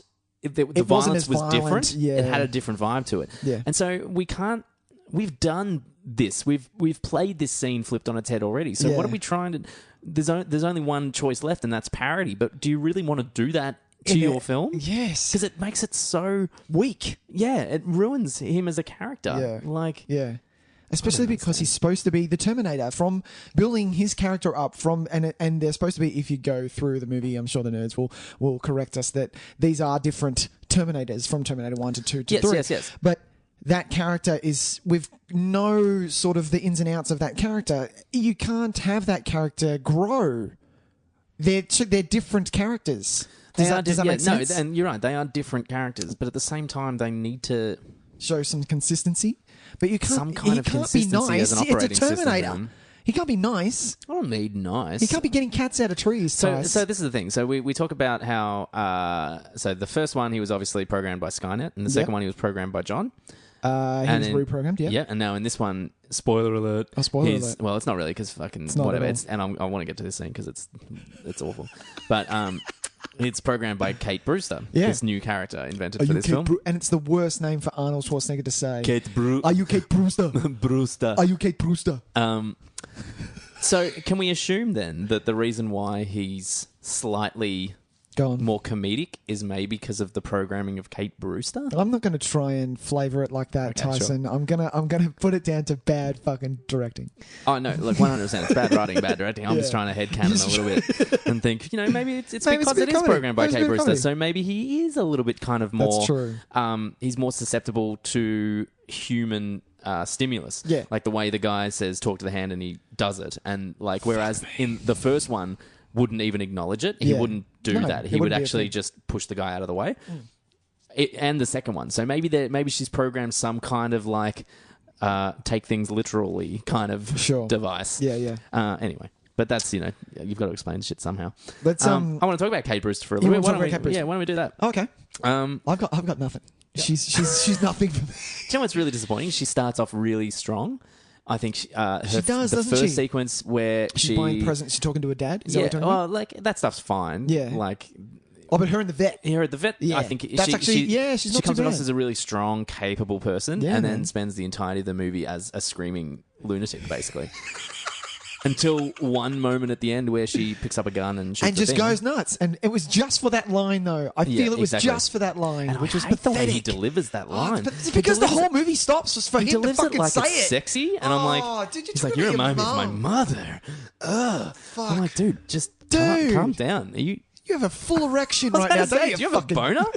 This is weird, man. Whereas that could actually be a nice line if it's a respectful kind of, you are as strong as my mother. Yeah, not it could this have been awesome. Weird kind of like, I want to fuck you because you remind me of my mum. Yeah, that's weird. So weird. So I think she just kind of bombs out for half of this movie, and it's really disappointing because she starts off strong, and we want to believe that she's the kind of person that can help. Is as capable as John. Yeah, and lead this resistance. And lead the resistance. Yeah. And it starts off that way, but then we just don't get it for so long. But then we get it again at the end, and it's kind of like, no, you're betraying... You've basically just added her in there as someone... She's a plot development. That's basically it, so that we can have this really long, extended driving scene where we find out what happened in this timeline and why this happened, and that they're married and they're going to have kids, and then Arnie is the Terminator model that actually kills John, and then she reprograms it. What's amazing about that scene is that it has no bearing on what happens in this movie that we're watching. Yes. It is 10 minutes of stuff. Exposition. No, it's not even exposition because it doesn't affect the movie we're watching. Do you know what I mean? But we're all just getting... it was just all of it. All of it was just dialogue. Most of the scenes were just dialogue about backstory or character info or fucking historical content. It's not even that. It's even worse than that. It's stuff that just makes you go, oh yeah, cool. Is that what happened? It doesn't help any. It doesn't help anything. It doesn't change the way you think about their relationship. I thought that most of the movie was like this. It doesn't change the way the plot unfolds because it's a Terminator. It's not something... It's not like he can have a redemption story where he goes, oh, yeah, I killed him this time, but now I'm going to save him. It's a robot. It has no redemption arc. You can't then... Because it's not making the choice. And then the way they try to have a choice fucking is... hell. It's on par with... the RoboCop remake where he just wills his way to overcome his directives. Yeah. And I'm like, that's not how it works. That's not how it works. That's not how robotics work. They can't just will themselves to do something. Bad remake. We should do a top. Hands up, everyone, if you want us to do a top 10 of bad remakes. That's There's not a bad one for idea. you. There's Yeah, one we for rank you. stuff worst remakes. Fuck. But then we just bitch and moan for 2 hours. It'd be funny. We have to get a good funny guest in that can help us. All right, we can do that. Anyway, I don't want to hang so much shit on this movie because. Okay, no. Well, this is where let's talk TX, because this, out of everything in this movie, I felt that she had some potential. There's definitely potential there. For a villain, she had some great potential. The problem is, how do you top T1000? The T1000. Yeah, I don't think it's as effective. Well, okay. Let's start at the top. Pros and cons. Pros and cons. Yeah. I love the fact that she electronically can control machines. I think that's boss. I think that's totally rad. That's a nice choice. Yeah. Yes. It could have been used a little better. Do you know what I mean? Instead of just all these cars coming after John, you know? Yeah, but and Kate Brewster. When did she really use it? Like, if that's the case, why not fucking, I don't know. Get him attacked by his microwave? Or toaster? Maybe. Or his PlayStation attacks him. She can, I don't know. I'm just saying that it could have been used a lot better. I think it just could have been used more, because it seems like, and this is, no, you keep going. The other one that I really love was the fact that she, because of how updated she is as a Terminator, she has onboard fucking weapons. Awesome. She's got an electromagnetic pulse thing that comes out. Yep. She has a flamethrower. She has a buzz cutter. She doesn't have, Yeah, I think the saw thing is such a weird. It's like the kind of thing that you add on to something where it's like, what else can you put on this? It's like a Stanley knife. Put a saw. It's like a weird fucking Swiss Army thing. Yeah. And it's just like, we'll just chuck the saw in. Let's chuck the scissors. Because surely most of the other things that she had would just cut through metal too. Yeah, exactly. Why couldn't it be just? Doesn't she just have like a laser cutting device? Why does she need an actual jigsaw? She has the elements of T1000, so she has that liquid metal. No, but she's still got a frame, so she can't go full liquid metal. So it's not like she would be able to like. But you can change to different people. She can change to different people because she can change her outer shell. So why can't she make a sword? Like she could make a sword. She could have done that. She could have potentially made a sword. Yeah. Tell me there's not like a hot metal cutting device in her artillery. Yeah. Needing to go to the saw is so stupid. So, Warner Brothers, back to when else Wile are you E. going to Coyote. use that? When are you going to use that you couldn't use like a hot laser beam cutting thing for? A laser. That's what I mean. Come on, a laser. There was a laser in there. I also find the flamethrower to be a really bad choice. Really? Because it's not a very long kind of No, but it's long pretty distance. quick. Well, it depends. It depends who you're going up. Yeah, if you're trying to fucking. Well, you need to think of onboard weapons. She can't have to stop. During winter, yes. Gotta light this fire. But you can outrun a flamethrower. Yeah, but she can't have bullets on her. Yeah, but she's got that pulse. Yeah, thing. electromagnetic. So I'm amazed that I didn't see a laser. Is what I'm trying to say. I think the movie would be over too quick. She literally just sniped him from far away. This is the problem with this movie is that it is in the first one and the second one. Yeah, we understand why it is a chase. There are so many moments in this film where she's running after them, which based on her technology that she has on board, she shouldn't need to run. She should be able to just stop and go, here's a grenade. Done. Boo! Yeah. Psh, you're dead. Yeah. Whereas in the first two, we didn't have that option. Because he only had the because you're not allowed to take, which this is another thing. Like, remember you're not meant to, she's completely cased in human. What? You're not allowed to take what? Remember when time travel, you had to be encased in film, human skin? So no mechanical device, no mechanisms can go through without being covered in human. But how did the Terminator go through then? Because he's got the human exterior. T1000 simulates it, so she obviously simulates her human experience. But whatever, blah blah blah. Yeah, so in the first one, he only can use the weapons that he can find here. So there's an element here that yes, he's very strong and fast, but we're still in the position where we can get around because it's human weapons. Yep. The second one, it's all close combat stuff. Yeah, it's the same thing. He can have all the human weapons he likes, but he can also turn into swords and shit. And that's this one. She has her weapons on her. She has it all on her. She has this incredible technology on her that technically she should just be able to touch a thing and it goes boom and you're dead. Yeah. How does that not? How did that she spends so much time running after them that I'm just like, can you just like shoot all the things you have in your fucking arsenal at them? And look, chances are it might be messy, but it's going to get the job done. It's going to get the job done. You are a Terminator after all. I'm going to bring up the scene that absolutely fucked it for me in this. Okay, I'm going to bring this up. Yeah, bring it. Okay. Now, going off of what we've said, she has, what does she have? She has onboard weapons, yes? Yes. Okay. In this movie, Tyson, she gets pulled over by a police officer. Now, yes, she lets him pull her over. I don't know what for. She runs a red light. She runs a red light. Right. Yes. She runs a red light. She gets pulled over. Yes. Now, she looks in a rear vision mirror, sees that this is just bad for so many reasons.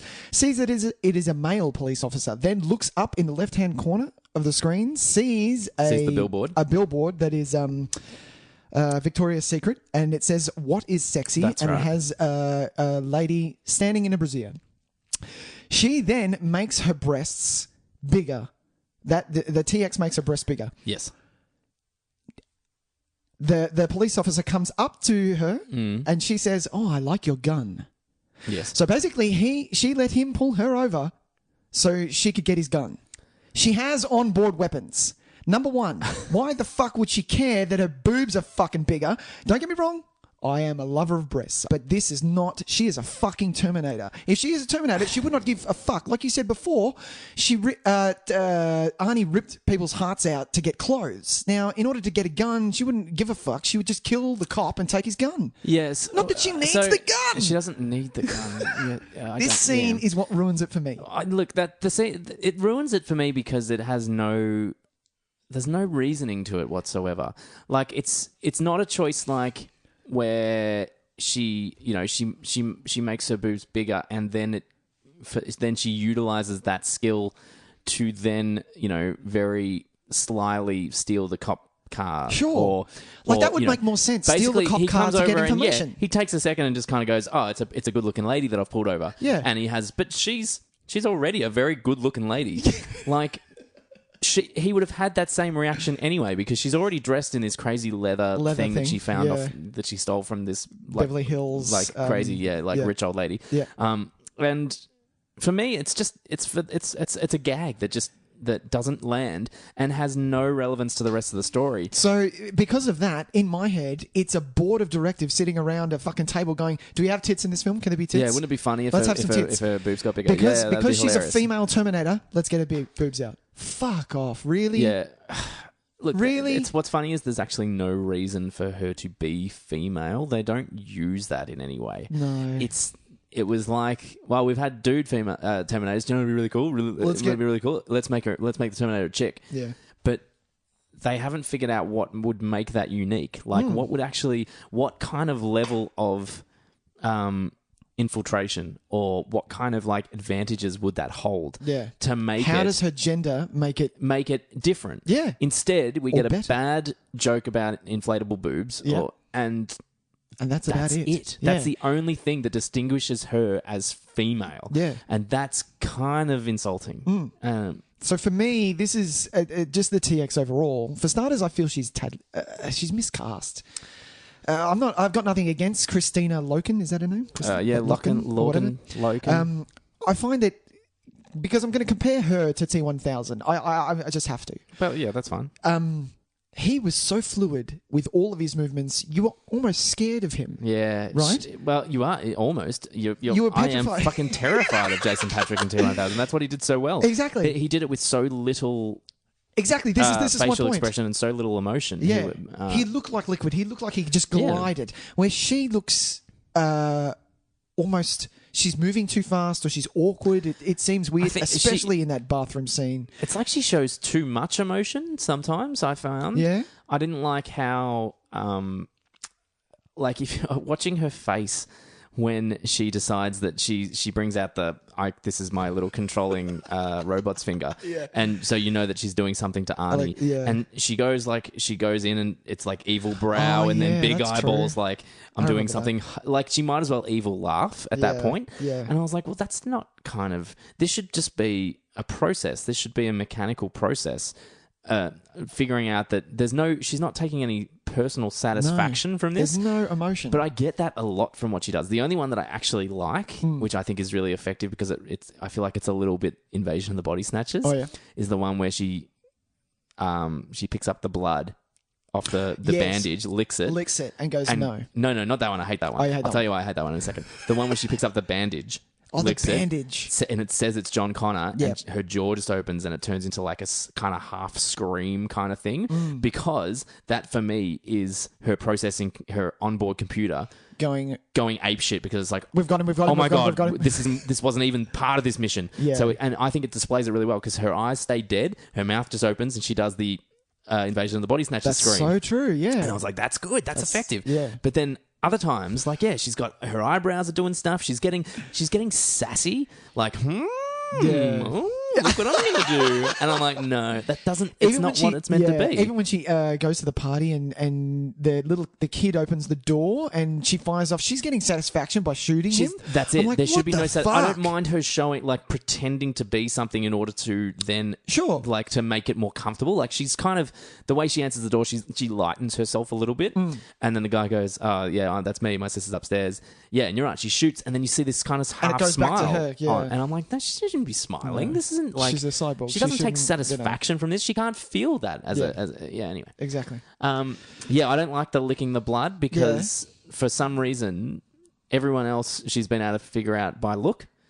Like, I love how when she drives up to the drive-through window and we go to her POV and it scans his face and yes, facial match, blah, blah, blah. But then we also have to go look at his name badge. I'm like, you're telling me the name badge is a better source of reference than his face. Actual facial recognition, because I don't know about you, but when I worked at certain places, I've borrowed many name tags in my life. Oh, totally. So imagine if she looked at that. Yeah, exactly. Imagine if she looked at that and had a different name. Would we have this moment where it goes, maybe not then? Do you know what I mean? I was just like, come on, we get it. Like, it's only there so that we can go, that's the guy. That's the guy that she's brought up the name for before. Because, and then, so she uses facial recognition on him. Yep. She uses we assume facial recognition on the kid and his sister because, she has to ask, doesn't she? And then she uses the blood thing on the one that she's already shot. It's not a very good term. There is no consistency to her abilities. I actually wrote that down. That's so true. Yeah. That's really true. I never thought of it like that. Like, she doesn't know what she's doing. Because the first Terminator didn't have the ability to do that. That's why he asked. That's why he got the names of each Sarah Connor. In the phone book, went one by one. Sarah Connor, yes. Get them all. Basically, he had the information where he knew what area they lived in. Fuck, that was a good movie. Yeah. And that's all he's got. Even the T-1000. How scary was that? T-1000 knew exactly who he was looking for based on a photo. Yeah. Like, based on, like, location, and he got a photo. Yep. He knew where to go. Yep. But he wasn't able to, like, randomly scan for fucking results. If she's got the ability to do that, she should be far more efficient than what she is. Yeah. Yeah. Also, how did she know? Not that we see, and not that I care anymore, but how does she know that what's his name, Iglesias, is working? She would go to his. Yeah, good point. I'd assume that would be. He's at work. I'm assuming deleted scene for that one because that's a good point. Go to the address of every person. So she goes to his work and orders drive-through. Like, that's another gag there. You know? She just says his name on the drive-through window. But I love how it's like, Jose Iglesias? No. Yes. Okay, drive-through, and then shoot him at work. Yeah. Fuck off. So she maybe it didn't work. So because she had his work schedule on. Maybe they posted his work schedule online, and when she used her modem that's in her head, her 56K modem. Like I love how it's so good. Yeah, totally. Totally. But yeah, after that police officer scene, getting the gun, even though she has onboard guns, like, for me, the first thing that came to my head was T-1000 rode a motorbike through a building window to get a helicopter. Like, he didn't give a fuck. Yes. You know, in Terminator 2. Yes. It just doesn't work. She's for a me. disappointment all round. I feel she's one of the. Yeah, it's one of the weakest elements of this whole film. I think that they really went wrong with pretty much every aspect of that Terminator idea. Like, but it was such a good concept. It could have worked. All of the electronic elements. Parts of it, yeah. I think parts of it can work, but it's very hard to upgrade what was Amazing. what was really an effective upgrade, because yes, you can upgrade some parts of it, but as soon as you do that, you're downgrading other parts of it. Yeah. You know what I mean? Like, the only thing that could stop the T-1000 was lava. was literally melting him to nothing. Yeah. You know what I mean? Nothing could Whereas stop with him. this, I feel like a good kind of cannon might get the job done. You know, like... Yeah. Like, you know, yes, or a good... Yeah. Like, I'm actually not convinced that a nuclear explosion would destroy the T-1000. Oh, really? It would split him into many pieces, and he'd eventually kind of... Mold himself back together again. Yep. Like, so let's even take that down a bunch of notches to, like, just a air-to-sea missile or something, like a ballistic missile. I reckon that would clean up the TX pretty comfortably, because we saw the size of the explosion from his core. Yeah, what the fuck was with that scene? Why did we only needed that scene? So we knew that he could do it later. But I hate when movies do that. But that's what I mean. It's because you watch that scene and go, what was that for? Yeah. And then you find out later and you go, oh, well. Because the only reason... I shouldn't have that initial question. I should never ask that first question. Exactly. But that wasn't like an explosion. Like, they were 100 meters away. And yes, it kind of knocked the car a little bit. But it wasn't like...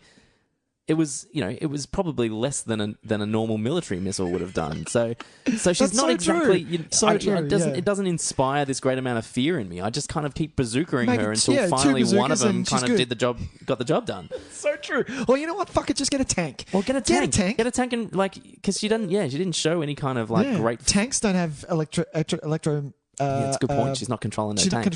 She might be able to pick up the tank. Okay, yeah, okay.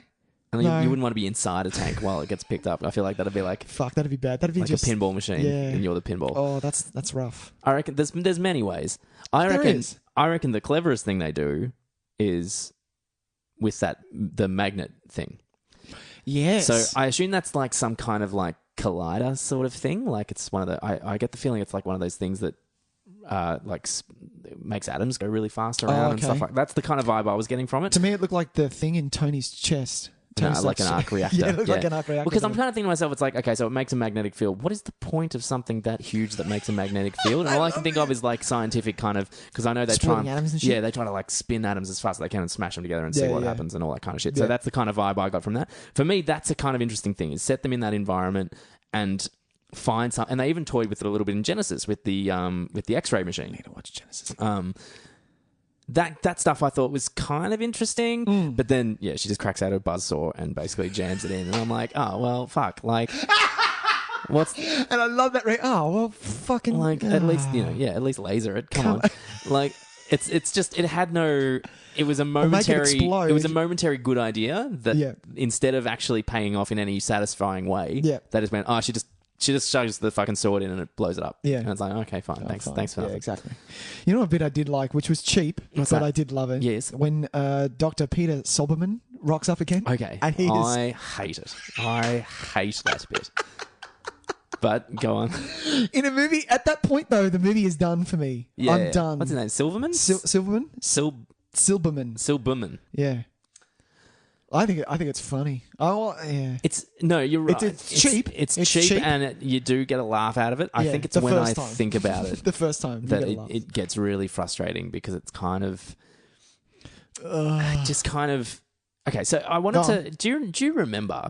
So it's a lot more common now. We've had a lot more examples of it. Okay. But I'm trying to remember of anything earlier than this that was the sequel that came quite a long while after.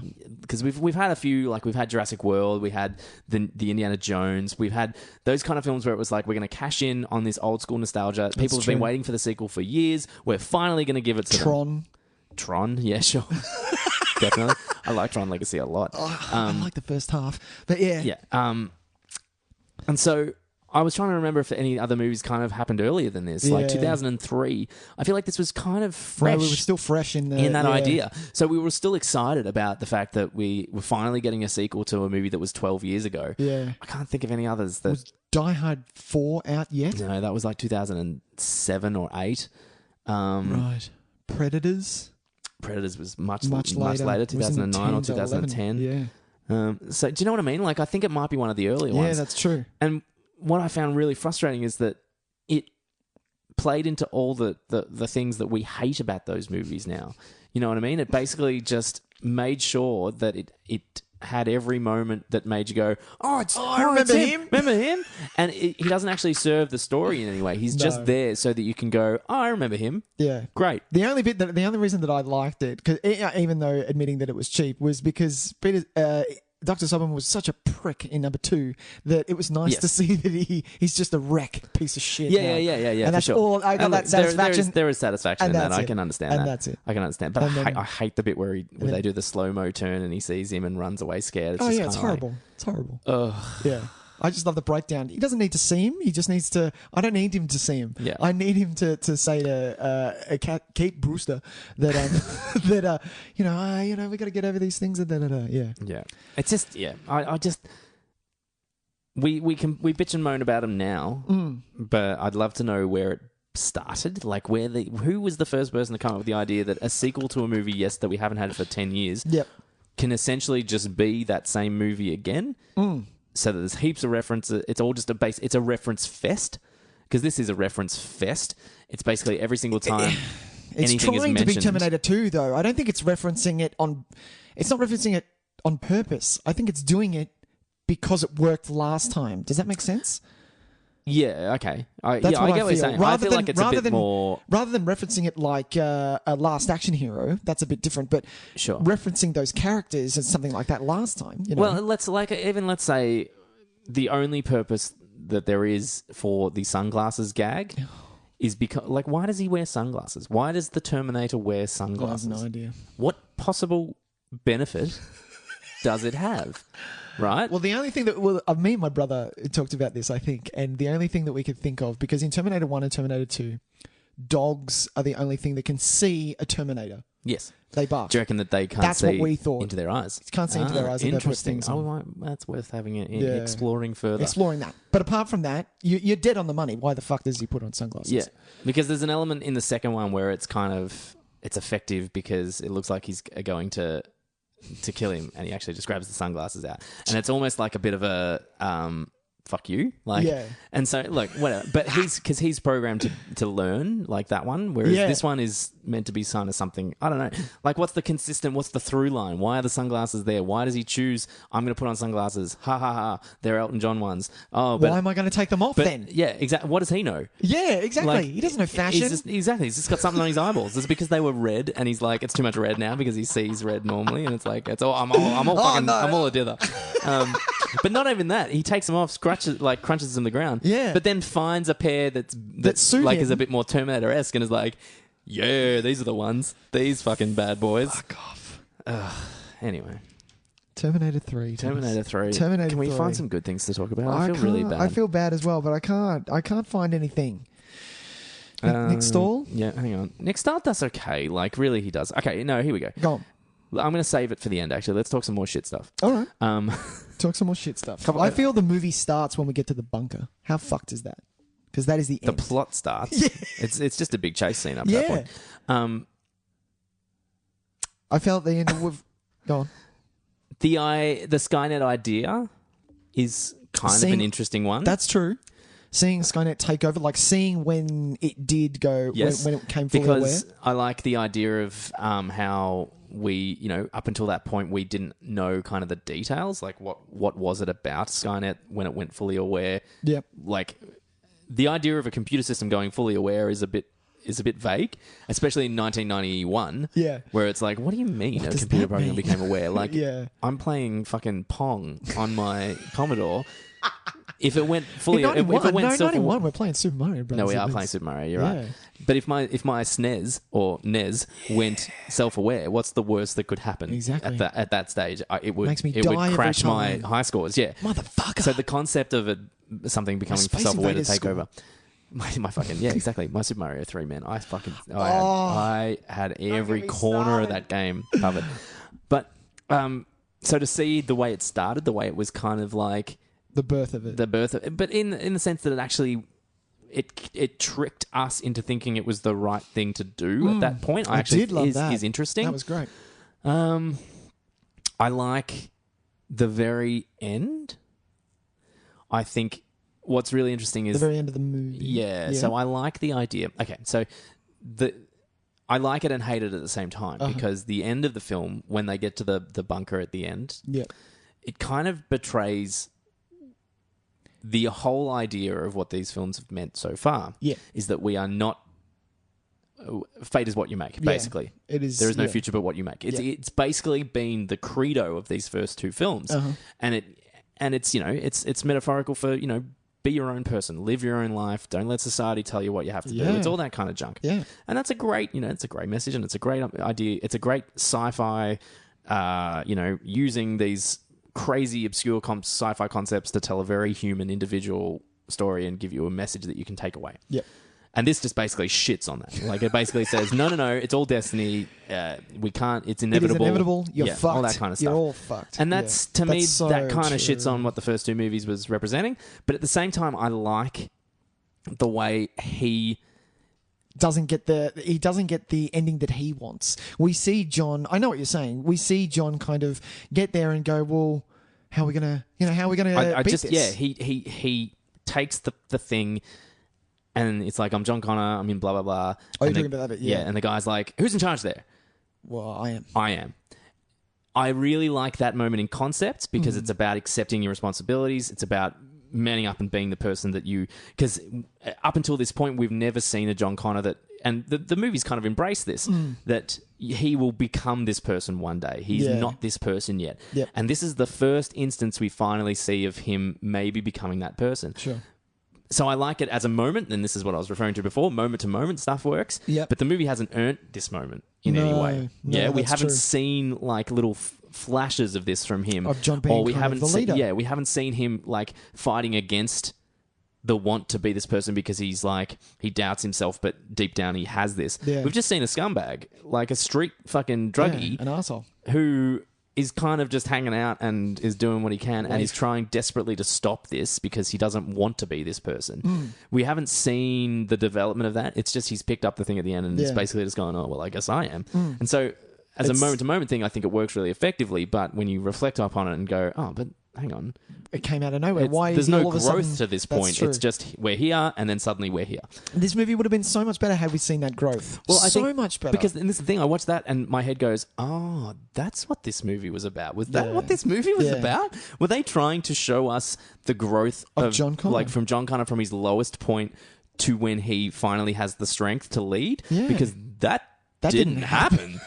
But it would have been great. But that's a movie I want to see. Yeah, imagine seeing John Connor being forced to be a leader. Yeah, well, and like, but you know, getting us to a point where we believe he's capable of that. Yeah. We still don't believe that. We still see a guy that basically has just gone, oh, I guess I am. Fuck.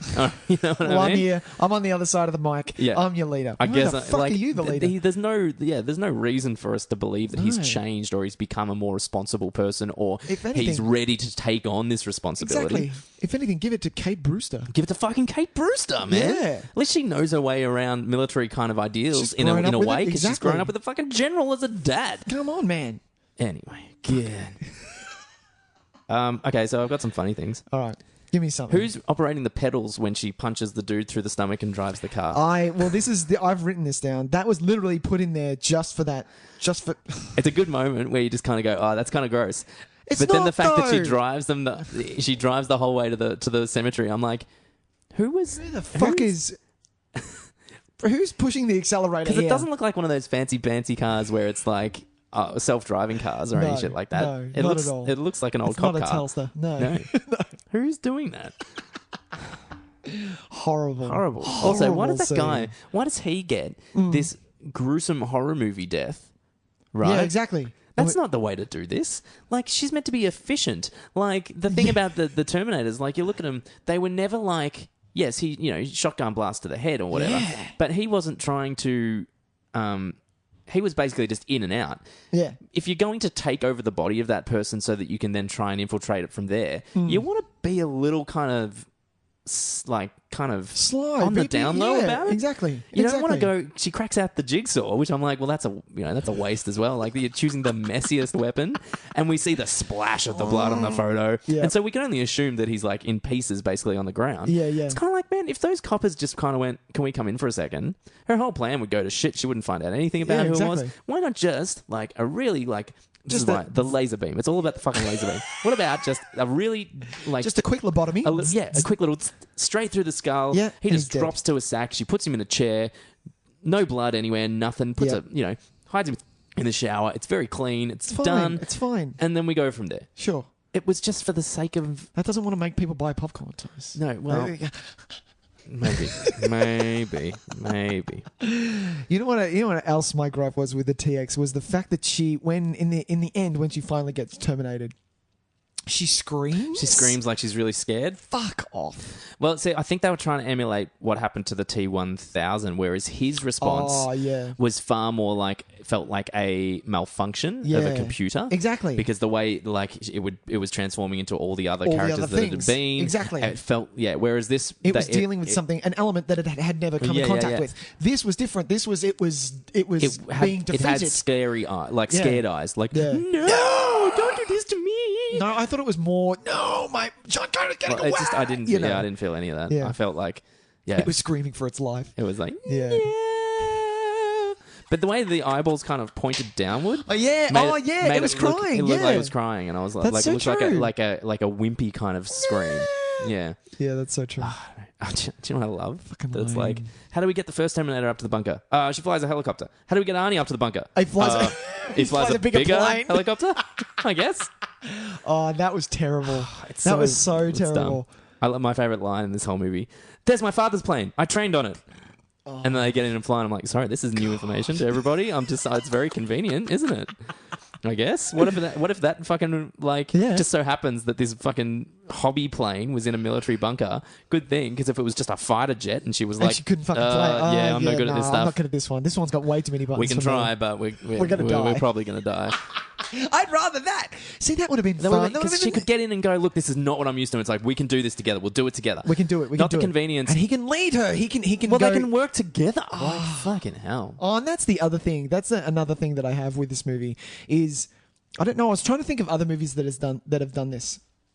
But when the storyline is you two people are going to be together in the future, okay? When that is said at the start of the film, you need some goddamn magic, or you need some good chemistry. Chemistry to just punch out of that screen. Yeah, otherwise, it is not going to work. Yeah. And it didn't work here. There was nothing. No chemistry. And no matter how many times you mention that fucking dude's basement, that is not chemistry. It's not happening. What was his name? Mike Krupke? I have no idea. Kripke's basement? Mike Crispies? I know. I think it's Kripke's basement. I'm like, that's not chemistry. That's not chemistry. You can't force us to remember. That time you made out when you were kids. Exactly. That's not it. That's not going to do it. You need to see it now, because she was, even though there was a scene there where she was kind of questioning her getting married for like a split second. Yeah. She was questioning it. She's still getting married to this man. She has a life with this man, which she doesn't know is about to end because of the amount of times they said Judgment Day in this movie. It pissed me off something fierce. But yeah, you need emotion to jump off the screen, and they did not have this. True. Very true. Very true. All right, well... That's all I've got, Tys. Yeah, that's all I really want to talk about. I feel like, just generally, though, I just want to mention that it is very watchable, this film. It is... I find it very easily digestible.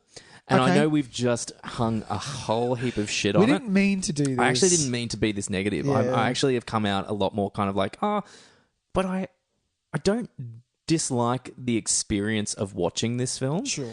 Which is kind of rare for a movie that I think fails on so many levels. Yeah. So I think the momentum in it works. I think it's short enough that it doesn't outstay its welcome. Yeah. And I think there's enough kind of attempts at anything. Ideas, good ideas. That you can just kind of hang your hat on and say it's not a complete waste of time. Yeah. I agree that ignoring this and salvation for any further kind of continuity is a very good idea. I think as like a what-if story, this works fine. Sure. I like... because I don't think Kate Brewster is mentioned at all in the fifth one. Well, isn't she... She's in Salvation. She's in Bryce Salvation. Dallas Howard plays her in Salvation. That's right. Yeah, but I don't think she's mentioned in Genesis at all. I think that part of the story, it's wise just to let it be its own kind of like Reddit of the Terminator story, and we can leave it there. Sure. Because like as a kind of like what if kind of element, I think there are some story ideas that are interesting and worth exploring, but I think its execution lets it down lackluster. A lot. Lackluster is probably a nice way of putting it, I think. That's very true. I do agree with you. There are a lot of... We did hang some shit on it, but I can watch this a lot easier than watching a lot of other movies that I know of. I find this far more watchable than Salvation. Salvation really rubs me the wrong way. Really? I don't think Salvation is a worse made film. I think it's a bit more... I think its choices are more offensive. Really? That I get really kind of riled up about it. Oh, well, I can't wait to do the Salvation episode. Because I think it's dumber. Like, I think, I think it's much dumber, and it's much more kind of disrespectful to the original. That's true. The original story.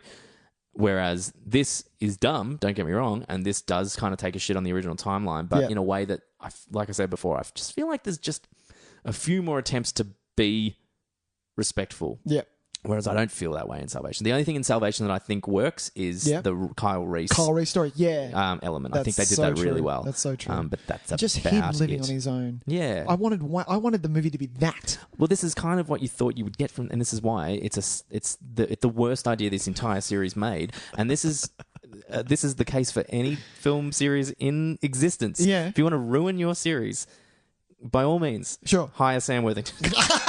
Really? Yeah, I think he's the worst. Wow, Absolutely Sam Worthington. The worst. Oh, that's nice. I like that I like that there's one actor. So are you telling me that if Sam Worthington is in a movie, you're going to stay the fuck away from it? No, I don't stay the fuck away from it if it's something that I really want to see. But he has not ruined, but he's the worst part of the Terminator franchise, I think. Absolutely. His whole story. His involvement in it. Yeah. Is he in anything that's good? What is he in? And that's what I mean. Bottom line, is Sam Worthington in anything that's good? And I think you'll find the answer is probably no. I'm going to say Bootmen. I fucking love Bootmen. All right, he's in Bootmen. He's in Bootmen, Tys. That works. Yeah, that's it. Sorry, Sam Worthington. Yeah, look, it's he's fine. He doesn't care about us. He doesn't. He's doing fine. He's fine. He's living in his Avatar mansions. 2, 3, 4, 5. Exactly. He's going to be busy for many years. He's going to make a bunch of money. Sure. He doesn't give a fuck about what you think about him. So exactly. I'm allowed to be like, he's the worst thing since sliced bread. And because he's homegrown, fuck you, dude. Doesn't give you a free pass, man. You know Callum Mulvey. Oh, exactly. I fucking love Callum Mulvey. Please, Fucking Guy Pearce. I love Guy Pearce. Coming next to Guy Pearce. Yeah. Anyway, so fair deal. Let's just leave it there. Terminator I think 3. we've covered it pretty well, I think.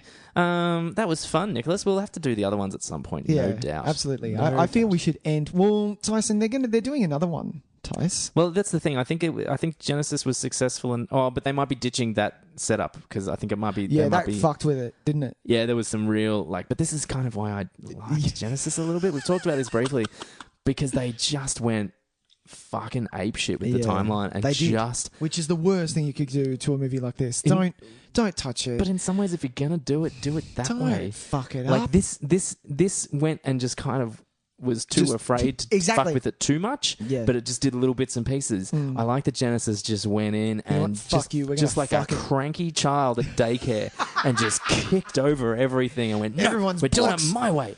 And I was like, want to play Monopoly. I kind of respect it for that in a way. Fair enough. Not that much of it worked, but you respect the choice to just be like, nah, fuck Seriously. it, we're gonna go right off the rails. Who was the director for Genesis? It was the guy that directed Thor 2, The Dark World. He was a Game of Thrones director. Alan Taylor. Alan Taylor. That's right. He's done a lot of TV. Yeah.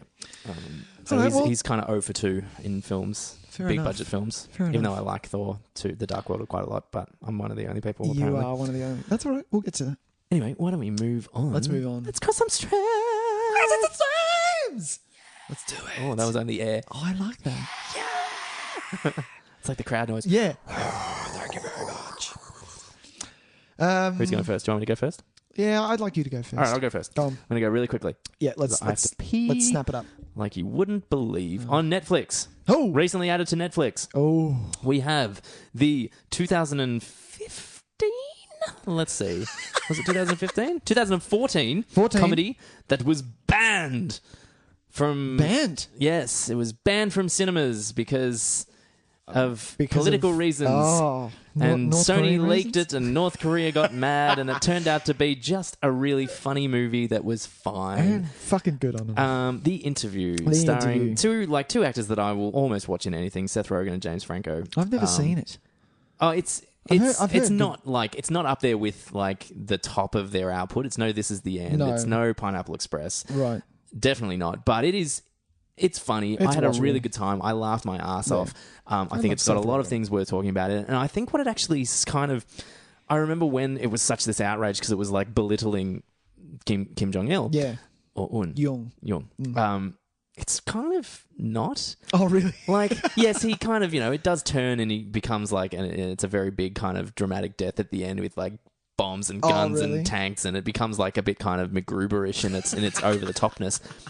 But for most of the movie, he's kind of just presented as like a kind of a lonely guy who wants friends. And it actually kind of endears him to you a little bit. Oh, really? And obviously it turns it on its head for the end so that we can have a big ridiculous finale. But I think it's like... It's not the kind of... I think the only thing that why it was caused such outroar because it doesn't present him as a man of great power. It presents him as a kind of a human being like the rest of us. To be honest, it's actually kind of funny for that reason. You don't ever feel like you're laughing at him for being this like piece of shit that he is. Yeah. It doesn't have like the jokes aren't at the expense of his ego. Right. They actually try to make him more personable for a lot of the film. Right. Like for comedy's sake. Yeah. It's not like humor. It's not like a realistic kind of like he's actually not that bad, guys. It's not that at all. He's a dictator. Yeah, exactly. Yeah. But it's it's really interesting the way they shape the comedy that way. Okay. And I think it was really funny. The guy, Randall Park, that plays him is just so fucking good. Like, so funny. Who's in that? What's the sitcom? It's the sitcom with the entirely Asian family. I think he's the lead in that. Fresh Off the Boat? Fresh Off the Boat, yeah. So, like, he's a really great comedic actor. And the two, like Seth Rogen and James Franco together, they get each other. They get it really well. They can riff off each other really nicely. And in a way that doesn't feel like... Just riff, man. Yeah, it's not that kind of vibe. It actually like they understand how to reach a comedic kind of climactic moment in their riffing. Yeah, and they know how to get there. They know how to come off it really well. It really worked for me. It's like I said, not at the level of some of their other output, but definitely worth a watch. And not because it was banned. Like that's not the reason to watch it. Just because it actually is just reasonably a good comedy. Yeah. I just want to watch it because it's riffing. I want to watch it because of the what the comedy is aimed at. If making fun of North Korea, not that. I get that, and a lot of people. I think a lot of people didn't enjoy it as much because it's not as biting a satire, right? That they wanted. That I think a lot of people thought it was like the kind of movie that's like, yeah, we're going to really stick it to this guy, and it's not. It's kind of not that at all. Yeah. And so that's where I think a lot of the disappointment came from. And because a lot of people went in expecting like this riotous, edgy something comedy. To be banned. Something worthwhile I can't believe being they did banned. that. Yeah, exactly. And it's not that.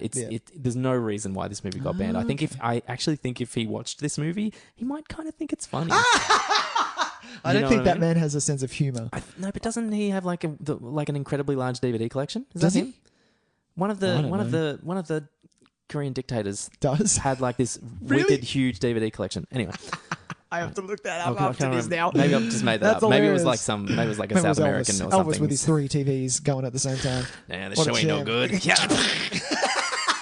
But yeah, so watch it. It's on Netflix. Give it a go. What do you got? My one now. I'm going to need your help telling me if I have done this before. Ooh, I don't think that I have. I don't know. It's really bad at it's on Stanley, and it's 2010's Buried. With my boyfriend. We have talked about it, but I don't think I've streamed it. I don't think you've streamed it. No. I think I've talked about it. We have talked about it. Okay. Yeah. If we have, who cares? Watch it again. That's true. Watch it again. It's on Stan. It's my favorite. I love movies that can do this, that can hold your attention. That movies that are this good that can hold your attention for an hour and 35 minutes. This is basically a US truck driver working in Iraq, who is the character that Ryan Reynolds plays, is attacked by a group of Iraqis, and he wakes up to find himself in a coffin. Now, my wife is slightly claustrophobic. Right. And she did well, so you're going to be fine. There you go. Yeah. But the tension is dialed up to 11 in this, and everything that can go wrong will go wrong. And all that he has in the coffin is a lighter and a cell phone. And it's basically a race against time to make sure that his battery on his cell phone doesn't fucking run out before they find him. Of course. And it's great. I just love it. I know why I've talked about this. I've talked about this and Locke. And we did talk about movies with just one people. That's why we were talking about it. One people? One person. One person. But the director is Rodrigo Cortez. He's directed something else recently. His name came up. Recently? His name came up in something. Yeah. He did Red Lights. I know that with De Niro. Oh, really? Back in 2012, which I haven't seen. What did he do recently? It doesn't matter. Oh. I can't remember. No, I can't remember. But yeah, it's nail biting. It's on the edge of your seat. Excellent. It's just rad. Give it a watch. And Ryan Reynolds is really hot, and I love him. He's a cool dude. And I like him a lot. Watch it on Stanley. On Stan. So that's going to wrap us up. That is going to wrap us up. It's been a pleasure, Nicholas. It's been a pleasure, Tyson. Next week. Oh, next week. It's going to be fun. Next week. Oh my God, we haven't done a fun one for a while. I'm a little excited about this because we've been all serious and shit. We've done rankings. We did Looper. I feel like we did Santa Was Fire, which was like depressed mode. Well, we thought it was going to be. I thought it was going to be funny. No, it was never. I knew I it was thought not it was funny. going to be funny. I knew it was like pretend grown up shit. Okay. We're hitting an all out We're comedy. hitting a high note here. One of our favourite comedies. This is one of my favourite comedies of the 90s. I haven't absolutely. seen it since. I've seen it multiple times. And I'm going to have to crack out my VHS. That's amazing. I actually wish I could watch it on VHS just to kind of experience that again. Yeah. I will be watching my Blu-ray though. That's fair enough. For sure. We are doing Can't Hardly Wait. Can't Hardly Wait. And I can't hardly wait to record this podcast. Oh, God. Really? Yeah. Straight off the bat, you're going to be one of the raddest dads ever, Tyson. You know That's hilarious. I am so pumped to talk about this film. This is so close to my heart, this movie. 1998. It's going to be a big old love-in, Yep. but I know that a lot of people feel the same way about this film. A lot of people treasure this film. Yeah. It was the Superbad before Superbad hit. Well, I think even more so. I think it I think it ranks really highly. I think out of that 5-year period where we had, the She's All That's and the Whatever It Takes and that's so even true. the American Pie to a sense. I think this is kind of the one that stands out the most because it is so warm. Like it really. Do you know what this embodies? Can't Hardly Wait embodies the beautiful world that we had before the internet was invented. Like it was invented, but it the very wasn't. early days of very early days. People were still going to video stores. And I think also 98. what kind of would set apart is because we were essentially the same age as these characters when this film came out. So so true. We do have really fond memories of this. Yeah. So it's going to be a lot of fun. If you would like to email us, please if you are a Can't Hardly Wait fan, we'd love to hear your favourite moment. Yeah. Or if you're a Terminator 3 fan and you want to tell us we're fucking assholes for not liking it more, you could also do that by emailing us at Tys and Videotape @gmail.com. That is correct. You can catch us on Faces, on Twitter, all those other places. Get on board and tweet at us, face at us. Face at us. Do that. Tweet at us, face at us, do anything. And anything you like. And remember that we're going to put out the word this week. If we can bump that review thing on iTunes up to 25 for my friend Tyson's birthday, he's going to be so I'll tell you how we grateful. make it work. The 25th person gets to choose a by request. You can just pick a by request anyway. No, but I'm saying, no matter what it is, we will do it. So our fate is completely this is in your backfire. hand. If the 25th person. Oh, this is going to backfire. But that doesn't. But don't then not rate it, and because it's like, well, I want to be the 25th, and it's only up to 17, so I'm not going to click on the rating now. That's a bad idea. Get it up to 25, and everybody wins something. Everybody wins, people. Everybody wins. But while you're there, God, that is. Do remember that we are taking requests for our Halloween special episode of By Request. Yes, Nicholas, it was brought to my attention today by a friend of the podcast, Emily Rose, that we get a Friday the 13th in October this year. That is the first time. That's pretty exciting. I think we're going to have to do Friday the 13th. We'll end up releasing an episode on Friday the 13th because we always release our episodes. So we're going to have to do something very special for that, which will be 2 weeks before our Halloween special. That's true. It's kind of... October's going to be awesome this year. So if you want to have a particular episode for our by request section, please let us know. Please let us know. Or if there's anything in particular you just want to hear us chat about during October, we'd love to hear from you. Let us know. Nick, it's been a pleasure. Tyson, always. Always indeed. I'll see you next week. Bye. Bye.